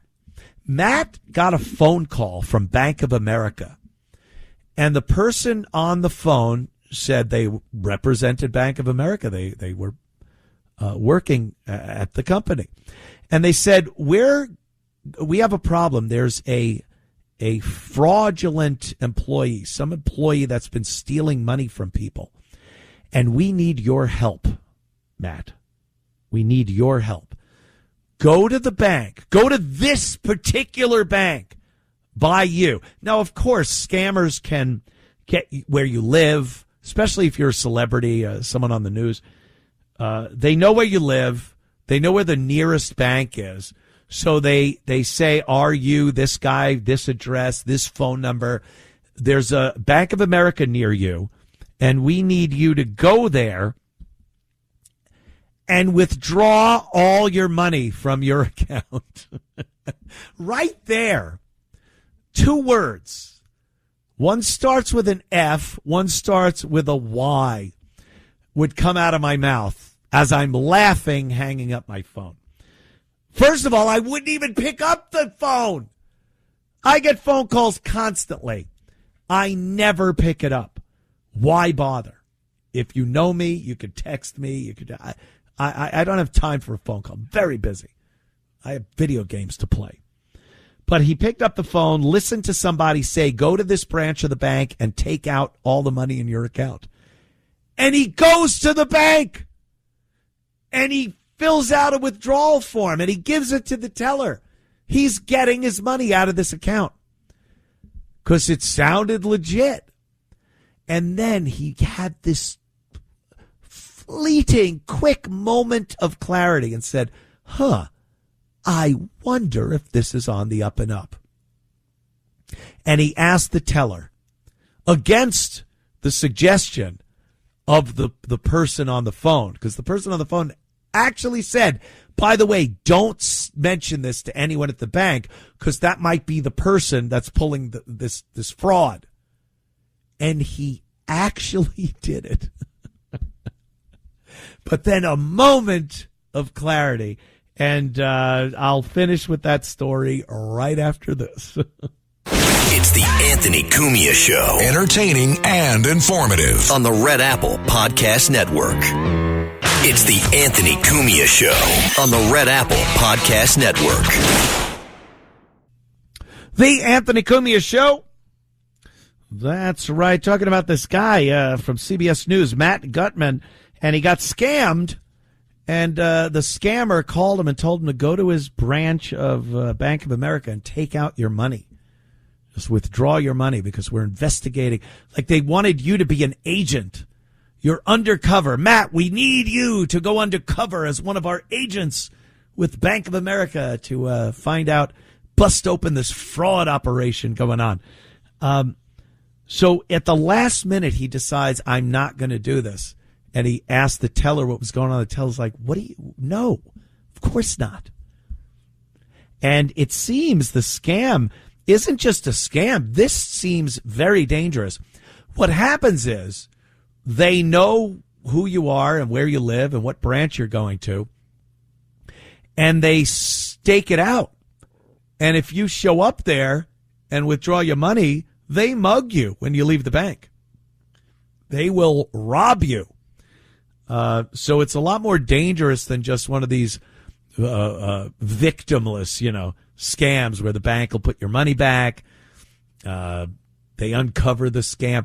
This is assault. It could end up being deadly. So this guy got some sense in his head, but who falls for this? These are one of those scams that you go, the second someone tells you to take your money out, who at the bank is ever going to tell you that? And there's so many ways. If I get a call from Bank of America, like I said, I don't pick it up. And then I go to my Bank of America app, I log in, check my messages, and see if there's an alert for anything. Or I can go to the chat and say, hey, I got a message about this. Is this what's going on? And you know it's secure because it's your account from the app, and you're not dealing with anyone you don't know. I just don't know who falls for this. Again, old people, of course. Poor old bastards. They're dumb. They don't know about technology. They trust everyone on the phone. If you're doing business on the phone, first of all, how do you do business on the phone? I haven't spoken to a live person on the phone in years, quite literally years. Please hold. The next available operator will be with you shortly. Or you can go to our website and you're like, yeah, maybe I'll do that. Let me do that. There's no reason to sit there for an hour till some Indian guy answers the phone. Hello, my name is Mike. May I help you? You're not Mike. You're not Mike. Just stop with the mic. But that's what's going on. That's happening. So I found that quite funny. There seems to be, speaking of scams, look at the Segway Meister General, Anthony Cumia. You know this guy, Nick Shirley? Nick Shirley's out and about. He has various social media accounts and YouTube, and he goes on there and he exposes fraud and people that are doing things that are harming this great land of ours. One of his big stories, of course, was uncovering the fraud and the child daycare stuff going on up there in Minneapolis, Minnesota. The Leering Center, remember that? The Leering Center. He was responsible. He's the guy that went up there and did that. So if you recall, for a long time, a lot of the liberals and Democrats were getting on Nick Shirley and calling him a liar. He's just trying to make money. He's trying to get views on his account because everything he's talking about is a lie. And all of them said this. The mayors, the governor, of course, Jacob Frey, of course, Governor Walz said this was all fake. Ilhan Omar, this is racism, Islamophobia, Somali-phobia. This isn't happening. Well, it seems Fahima Mahmoud, Fahima, lovely name, isn't that? Imagine you're getting passionate with a girl and you got to go, oh, Fahima. Oh, that's great, Fahima. Do that again. Fahima, indeed. So Fahima has been found guilty in Minneapolis daycare fraud. Something they said was not happening. They lie consistently. They will lie about this. They will defend criminals to the hilt. And whether they're right or wrong, and it's usually wrong, they will stick with it. We knew about this fraud. We saw it. It was proven. And now you're seeing somebody actually guilty of daycare fraud to the tune of over $3 million. Fahima. Oh, look at the legs on my Fahima. Here's some audio from that story. AC1, if you would. 5 months after she shut down her daycare, booked a flight to London, and was arrested by the FBI. Ms. Mahmoud, are you here to plead guilty today? 50-year-old Fahima Mahmoud admits she committed daycare fraud. There you go. Admitted. Daycare fraud. She hopped on a plane to England, which is a great move, by the way, because the English, the UK, will bend over backwards to protect these people. If you're a Muslim, a Somali, you're fleeing law enforcement, you won't find better protection than you can find going to the UK. They will beat people, native Englanders, been there for generations. They will beat them and arrest them if they say anything bad about the likes of Fahima Mohammed. But it's good to see the FBI got involved. And this would only happen under a Donald Trump administration. I talk about the nightmare horror show that is in our future if a Democrat gets into the White House, and then, God forbid, we see the Senate and the House go to Democrats. The speed bump that was Donald Trump keeping the Democrats a little bit at bay, primarily sealing up the border and trying his damnedest to throw out the illegals, much to the chagrin of the Democrats, liberal idiots. That would be, they'd be back in business, and they would go 1,000 miles an hour faster than they were going before. The Biden administration just remember the caravans, the huge caravans of illegals coming up through the border, and they'd sit there and go, "There's not a border crisis." Kamala, you were there? Yeah, we were there. No, not we. You were there. Well, there is such a subjective racist term. What do you mean by there? And that's what we heard as we were being overrun with illegals.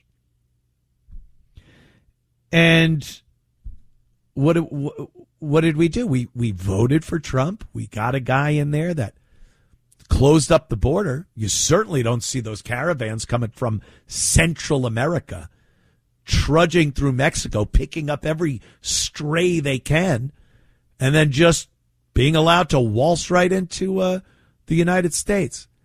If this happens again, where we get Democrats in charge, it will be worse, because they'll know that if a Republican gets in, we might see, Trump kind of broke the ice. I think even if it isn't Trump, if it's a strong Republican who doesn't want this, he's got kind of a precedent set with Donald Trump. They go, I'm going to do what Trump did. I'm going to shut the border and start throwing them out. Something Republicans didn't do before Trump. But maybe they might. They might do it. Democrats know this, so they want to load up the country with more illegals than they could possibly throw out if a Republican gets back in office. So it is nightmarish to think that. And, don't think it can't happen. Don't think it cannot happen. But there you go. Fahima, the lovely. Oh, Fahima. You're my Fahima. Guilty. Fraud. And taken into custody. It's the Anthony Cumia Show. Entertaining and informative. On the Red Apple Podcast Network. Want to elevate your travel experience? Here's how. With a Delta SkyMiles Reserve American Express card, you can relax before your flight in the Delta Sky Club with up to 15 visits per medallion year. And now through July 15th, 2026, you can earn up to 125,000 bonus miles, so you're closer to your next adventure. The Delta SkyMiles Reserve card. Check out the new design at www.delta.com/Spotify. Minimum spending requirements and terms apply. It's the Anthony Cumia Show on the Red Apple Podcast Network. The Anthony Cumia Show. Thank you so much for tuning in. We do appreciate your support. And, of course, Joaquin from PA. What's up, my friend? Hey, good evening, Anthony. Hey, you remember the Great South Bay? I grew up actually as a clammer. Okay, me and my younger brother, we started clamming. I was like 14 a or lot whatever. of clammers in the Bay, Great South Bay, Long Island. Oh my gosh!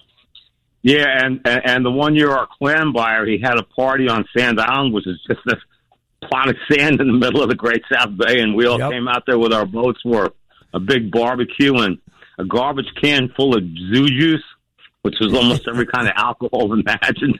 Yeah, that you could mix.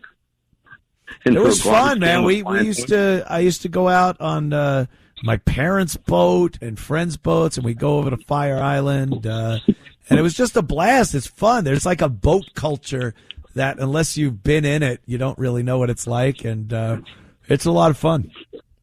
As kids, I'm going to tell you right now, me and my brother, we made a lot of money clamming. Dirty job, though, Joaquin. Dirty-ass job. Oh, it was fun. I love clamming so much, actually.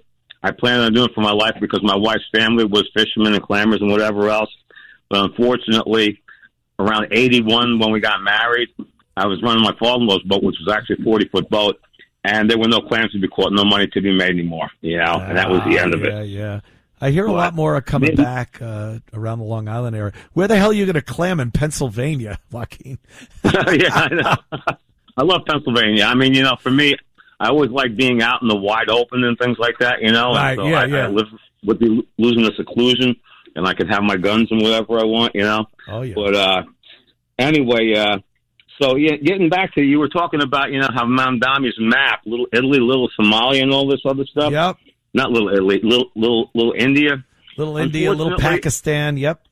Yeah, let's face it, this is going to be the end of white Western civilization, And the truth of the matter is that really it was the white man that ended slavery. People just they can't grasp the concept. The English were the ones who outlawed the transatlantic, slave trade. Right. And unfortunately, the slaves were already slaves in Africa. They were enslaved by their fellow black men, and then they were sold by the Muslims to the white man. Right. And, so people don't know these things. But also, if I could talk about Lindsey Graham for a second, I remember Trump's first presidency, okay? The Russia collusion thing. We had the Senate, we had the House, okay? And we had the presidency. And I even remember Lindsey Graham's own words that, we should just let the process play itself out. I'm sorry, but the establishment wanted to take Donald Trump out. And the process was going to try to take him out. Exactly. And so all these guys were part of that, part of that establishment. They've been there for years. They've been there forever. All these guys were there forever. Lindsey Graham and Mitch McConnell, they've been there for years. They're entrenched. They're like a tumor. Right, and the McConnell family, I mean, his wife, I mean, I can't imagine what connections they have with the Chinese, with the businesses that she had, I guess, Oh, yeah. And unfortunately, this whole Iran thing, I believe the establishment is using this to make Trump look bad because, quite frankly, we should have taken Iran out instead of Iraq the first time around. Yeah. And so I think that for some reason that there's people in our establishment, that having allegiance to Iran for some reason. I don't know why. Yeah. I don't get it either. I don't know why it's looking more and more like this endless quagmire kind of a thing. Where is the decisive victory? We talk about that all the time. Anytime we get into a war, we wonder, why are we still here? Why are we still doing this? Where are the United States of America? Where is this decisive victory from a country? It's America. We got the tools. We got the people. And then it goes on and on and on. And Trump is not looking good, Joaquin. He is not looking good with this on again, off again. They're great people. We just signed a cocktail napkin at a bar, and that means we're peace. And then the next day, worst people. They're like Satan. We're going to bomb them to the Stone Age. And then the next day, great. I had sex with the leader. It just never ends. No, I think that somebody finally has control of him, really. That's the only thing that makes sense. Looks that way, man. I got it. It looks that way, bro. Not good. Not good, man. I got to move on, Joaquin, but always a pleasure taking your call. Thanks, buddy. Yeah. Trump's got to do something. It's not even like it's probably too late. The midterms are coming up. It's just a few months. And, the way people think and act, it takes a year of hammering stuff in people's heads to get them to look in the right direction and do the right thing. And people are pissed at Trump right now. They don't like this situation with Iran. The price of things are up. Whatever you want to blame, because I know some people, look, we were trouncing on Biden for inflation, the high cost of gas, fuel, groceries. And I think a lot of Biden's policies were responsible for that. A lot of people go, oh, the president has nothing to do with the price of this or that, especially fuel. Fuel dictates the price of everything. Everything gets to your stores by truck and by plane. They use gas, fuel. If fuel is expensive, everything is going to be expensive. And the way Biden was screwing up, or whoever was running him, as far as our resources went, the price of everything was going up. And then there were other things, of course. But now you got Trump. This war, whether it's realistic or not, that this war is responsible for fuel prices going up, that's the perception. And the perception is more important than reality when it comes to elections.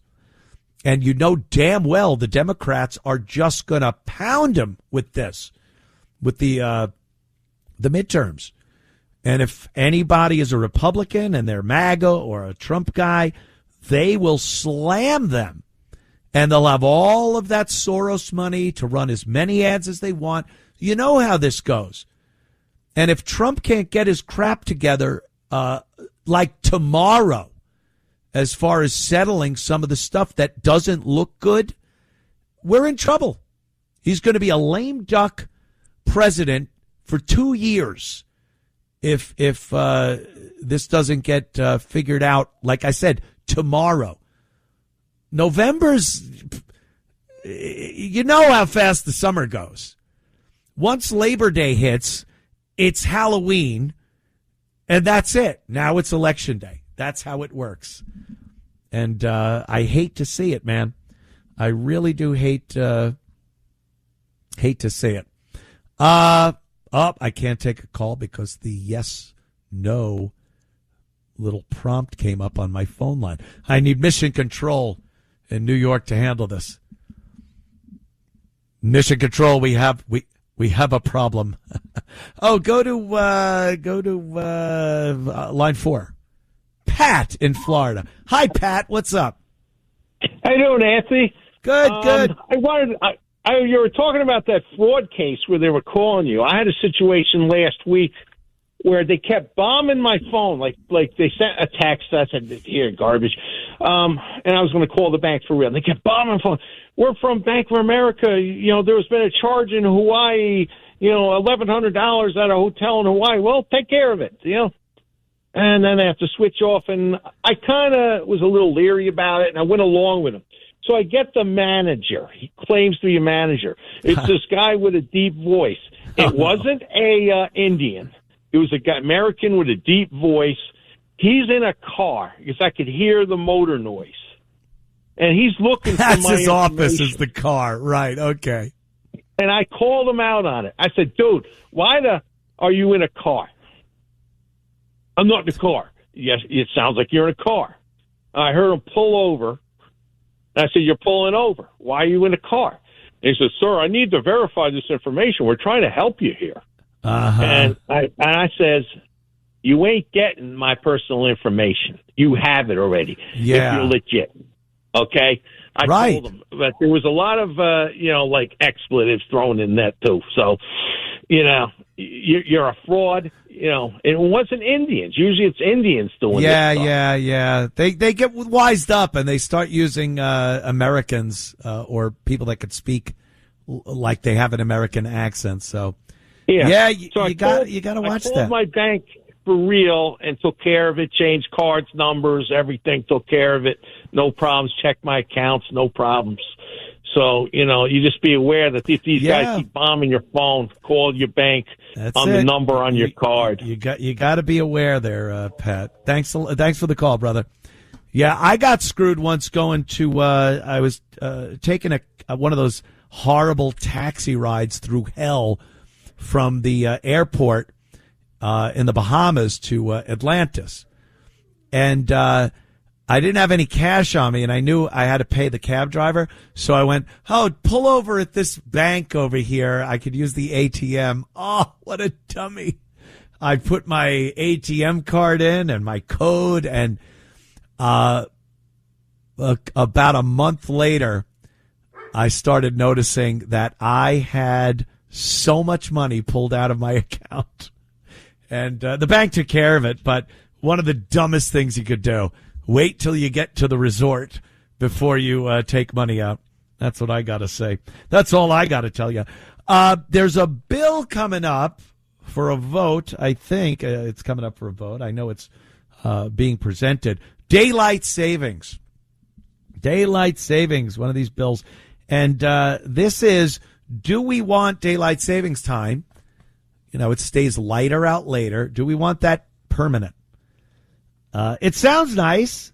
I kind of like it. Daylight savings time. It's been observed throughout most of the U.S. since the 60s.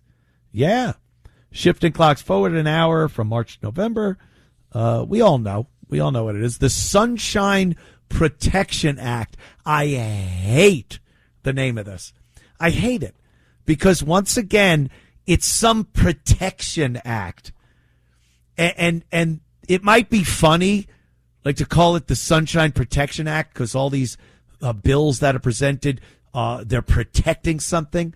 So when the layman reads it, they go, "Oh, of course I'll support this. It's protecting something." Meanwhile, it's not. It has nothing to do with protection. But this one, it's an effort by Trump, of course, passed the House Energy and Commerce Committee 48-1 in May, and allows states to opt out. All right. Here's where it goes insane. Insane. I'm for this. I like the idea of it staying lighter later. It's just less of a drag. People that work, they get done with work. It's pitch black by the time they get home. Or they're driving home and it's nighttime. It's just kind of depressing. It'd be good if you get a little bit of sunlight in the later afternoon. So I'm all for this, but it's got to be all or nothing. You cannot have every state deciding if they want to be part of this or not. It's crazy enough sometimes to go, okay, I got to call this guy is in Utah. Is that, how many hours? Is it 3, 4? It's 2? I don't. Imagine every state now. You have no idea what time it is within an hour. It could be something.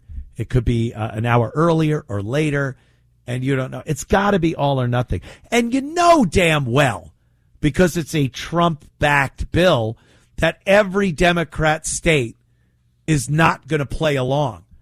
So you're going to have half the states not doing it and half the states doing it. And all this is going to do is confuse the hell out of everybody. So all or nothing.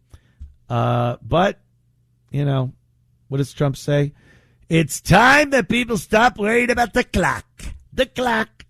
Not to mention all of the work and money that is spent on this ridiculous twice-yearly production.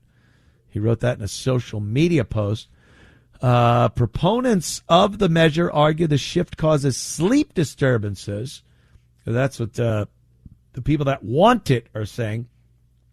The people that don't want it are saying in the morning when the little kids are waiting for their school buses, it's going to be like nighttime.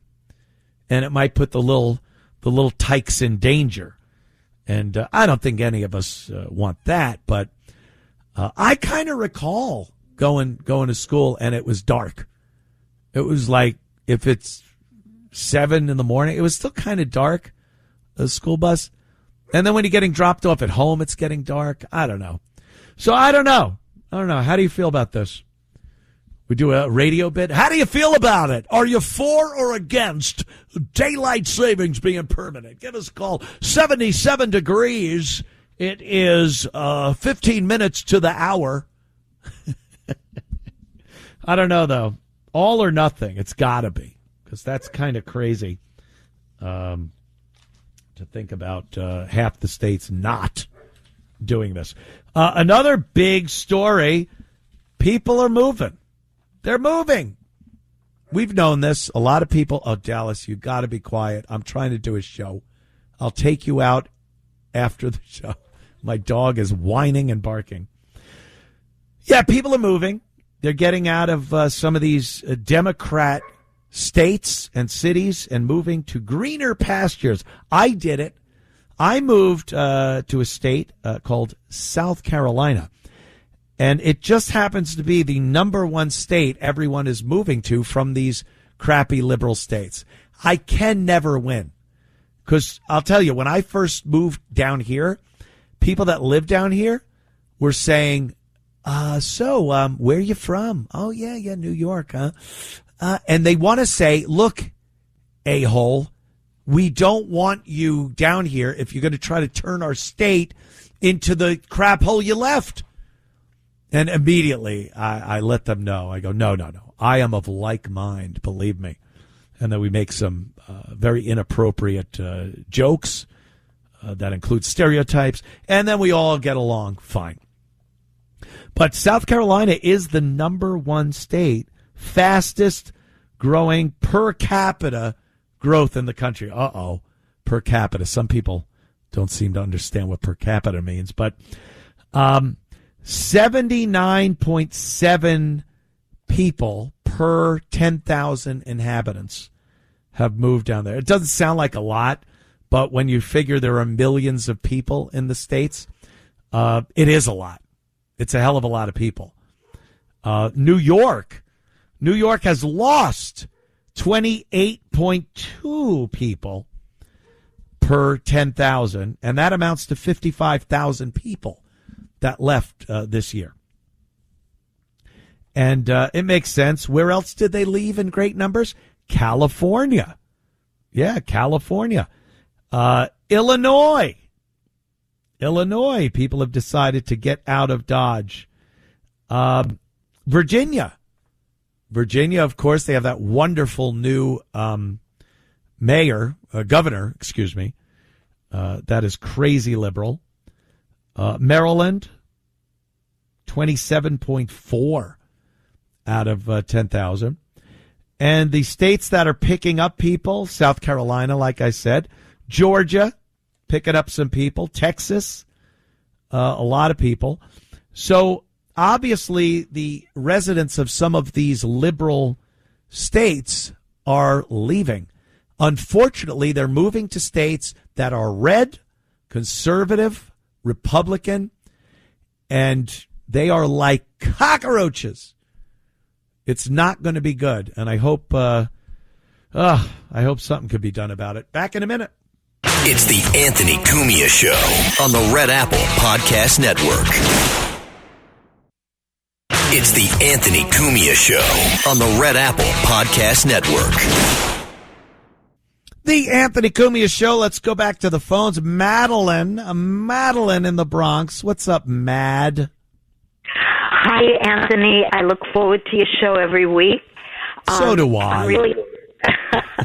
I was really happy to hear you bring up this thing about Mamdani with the mapping. Yeah. Because something came up this week about it in the neighborhood, and I had nobody to talk to about it because nobody here speaks English now anyway. You do, Madeline. Okay, great. I see flyers in the neighborhood and at the library saying in big letters, volunteer, join the Mashalou, that's where we live, Mashalou Equity Mapping Corps. Oh. Be a volunteer. Join to get equity mapping in the Bronx. So what I think is going to come up about this is I think it has something to do with funding. And that would be why they are ignoring people like the Irish, the Jewish, the Italian. We don't need anything, right? But the immigrants, they need funding. They're the representatives of our neighborhood now. So it's just a theory, but I think that's what it's about. That makes sense because everything this guy does is about grifting, getting money, and distributing it to Muslims and illegals, of course, and people of ethnic backgrounds that aren't Italians and Irish and Polish and Europeans that set up their own little enclaves and have had them in New York for over a century, well over a century. Everything he does has a subliminal message. Yes. Earlier this week, he was talking about the busing, that they're going to open up some kind of new way of making the busing go faster. So a reporter asked him, well, okay, you're going to make the buses faster, but we haven't heard anything about the free buses. And he cracks up hysterically like it was so inappropriate. Yeah. And I know what it was about, because he's saying nobody pays anything for the bus anyway. Nobody pays to get on the bus anymore. Right. So he doesn't have to pass any law. He knows this. He knows. Yeah. He ran on that platform. That was one of his biggest things. I mean, every time before the election he was interviewed, he brought that up as we're going to get free, fast buses. And exactly. he knew it was impossible. Hochul said before the election, we're not going to do this. We can't afford to do this. And he kept pushing it. The idiots that voted for him thought this was going to happen. And now he laughs in your face if it's brought up. Crazy. And, you know, the idiots are not the ones who voted for him because they did exactly what they wanted to do. The idiots are the ones who didn't vote against him. Those are the ones who are the idiots. Yeah, it was rough, though, with Cuomo or, you know, Mr. True, but crime-fighting subway parade guy. Yeah, but, you know, everybody says, I don't understand. What is he doing? Just look at him. Listen to him. He is exactly what he says. He is. He's not hiding. Exactly, and people don't see it. It's no, they don't. He's in plain view, Madeline. Madeline, you know what you should do? Grab a couple of bucks and get yourself a better phone. What are you on, a Sports Illustrated football phone? What do you got there? You're crackling. You're crackling, Madeline. Oh, I'm sorry. I'm on a kitchen phone, a regular dial phone. A dial phone. Oh, yes. I love it. Oh, that's fantastic. Madeline, old school. I love it. Thanks for the call, dear. There she goes. She's on a dial phone. It's on the wall. She probably stretched the cord out real far. It loops up into a knot, and you got to pull it apart. Oh, I remember there are still people that have a kitchen phone. I'm stunned. I'm stunned by that. Hey, the Pentagon, finishing up with our conspiratorial episode on the Anthony Cumia Show this evening. The Pentagon released some new UFO files, and I don't know. None of it washes with me. None of it looks legit. I saw a video the other day, and it's like, oh, look at this thing. It was so obviously a big cluster of balloons. It was just balloons. And some plane saw it and captured it on the camera. Nothing's clear. None of these UFO videos that the Pentagon is releasing are clear videos of anything. I want to see some close encounters. You know, bah, bah, bah, bah, bah. I want to see that. I see blurry balloons, and that's supposed to get us to go, I guess they're coming. I guess the aliens are, we got aliens, but not that kind, not the right kind anyway. And, look, it's the conspiratorial episode. That's what the whole thing was. It's flying saucers. I saw them when I was a frogman in Vietnam. They are not. It's anything but alien craft or everyone has a camera on them 24 hours a day, 7 days a week now. Everyone.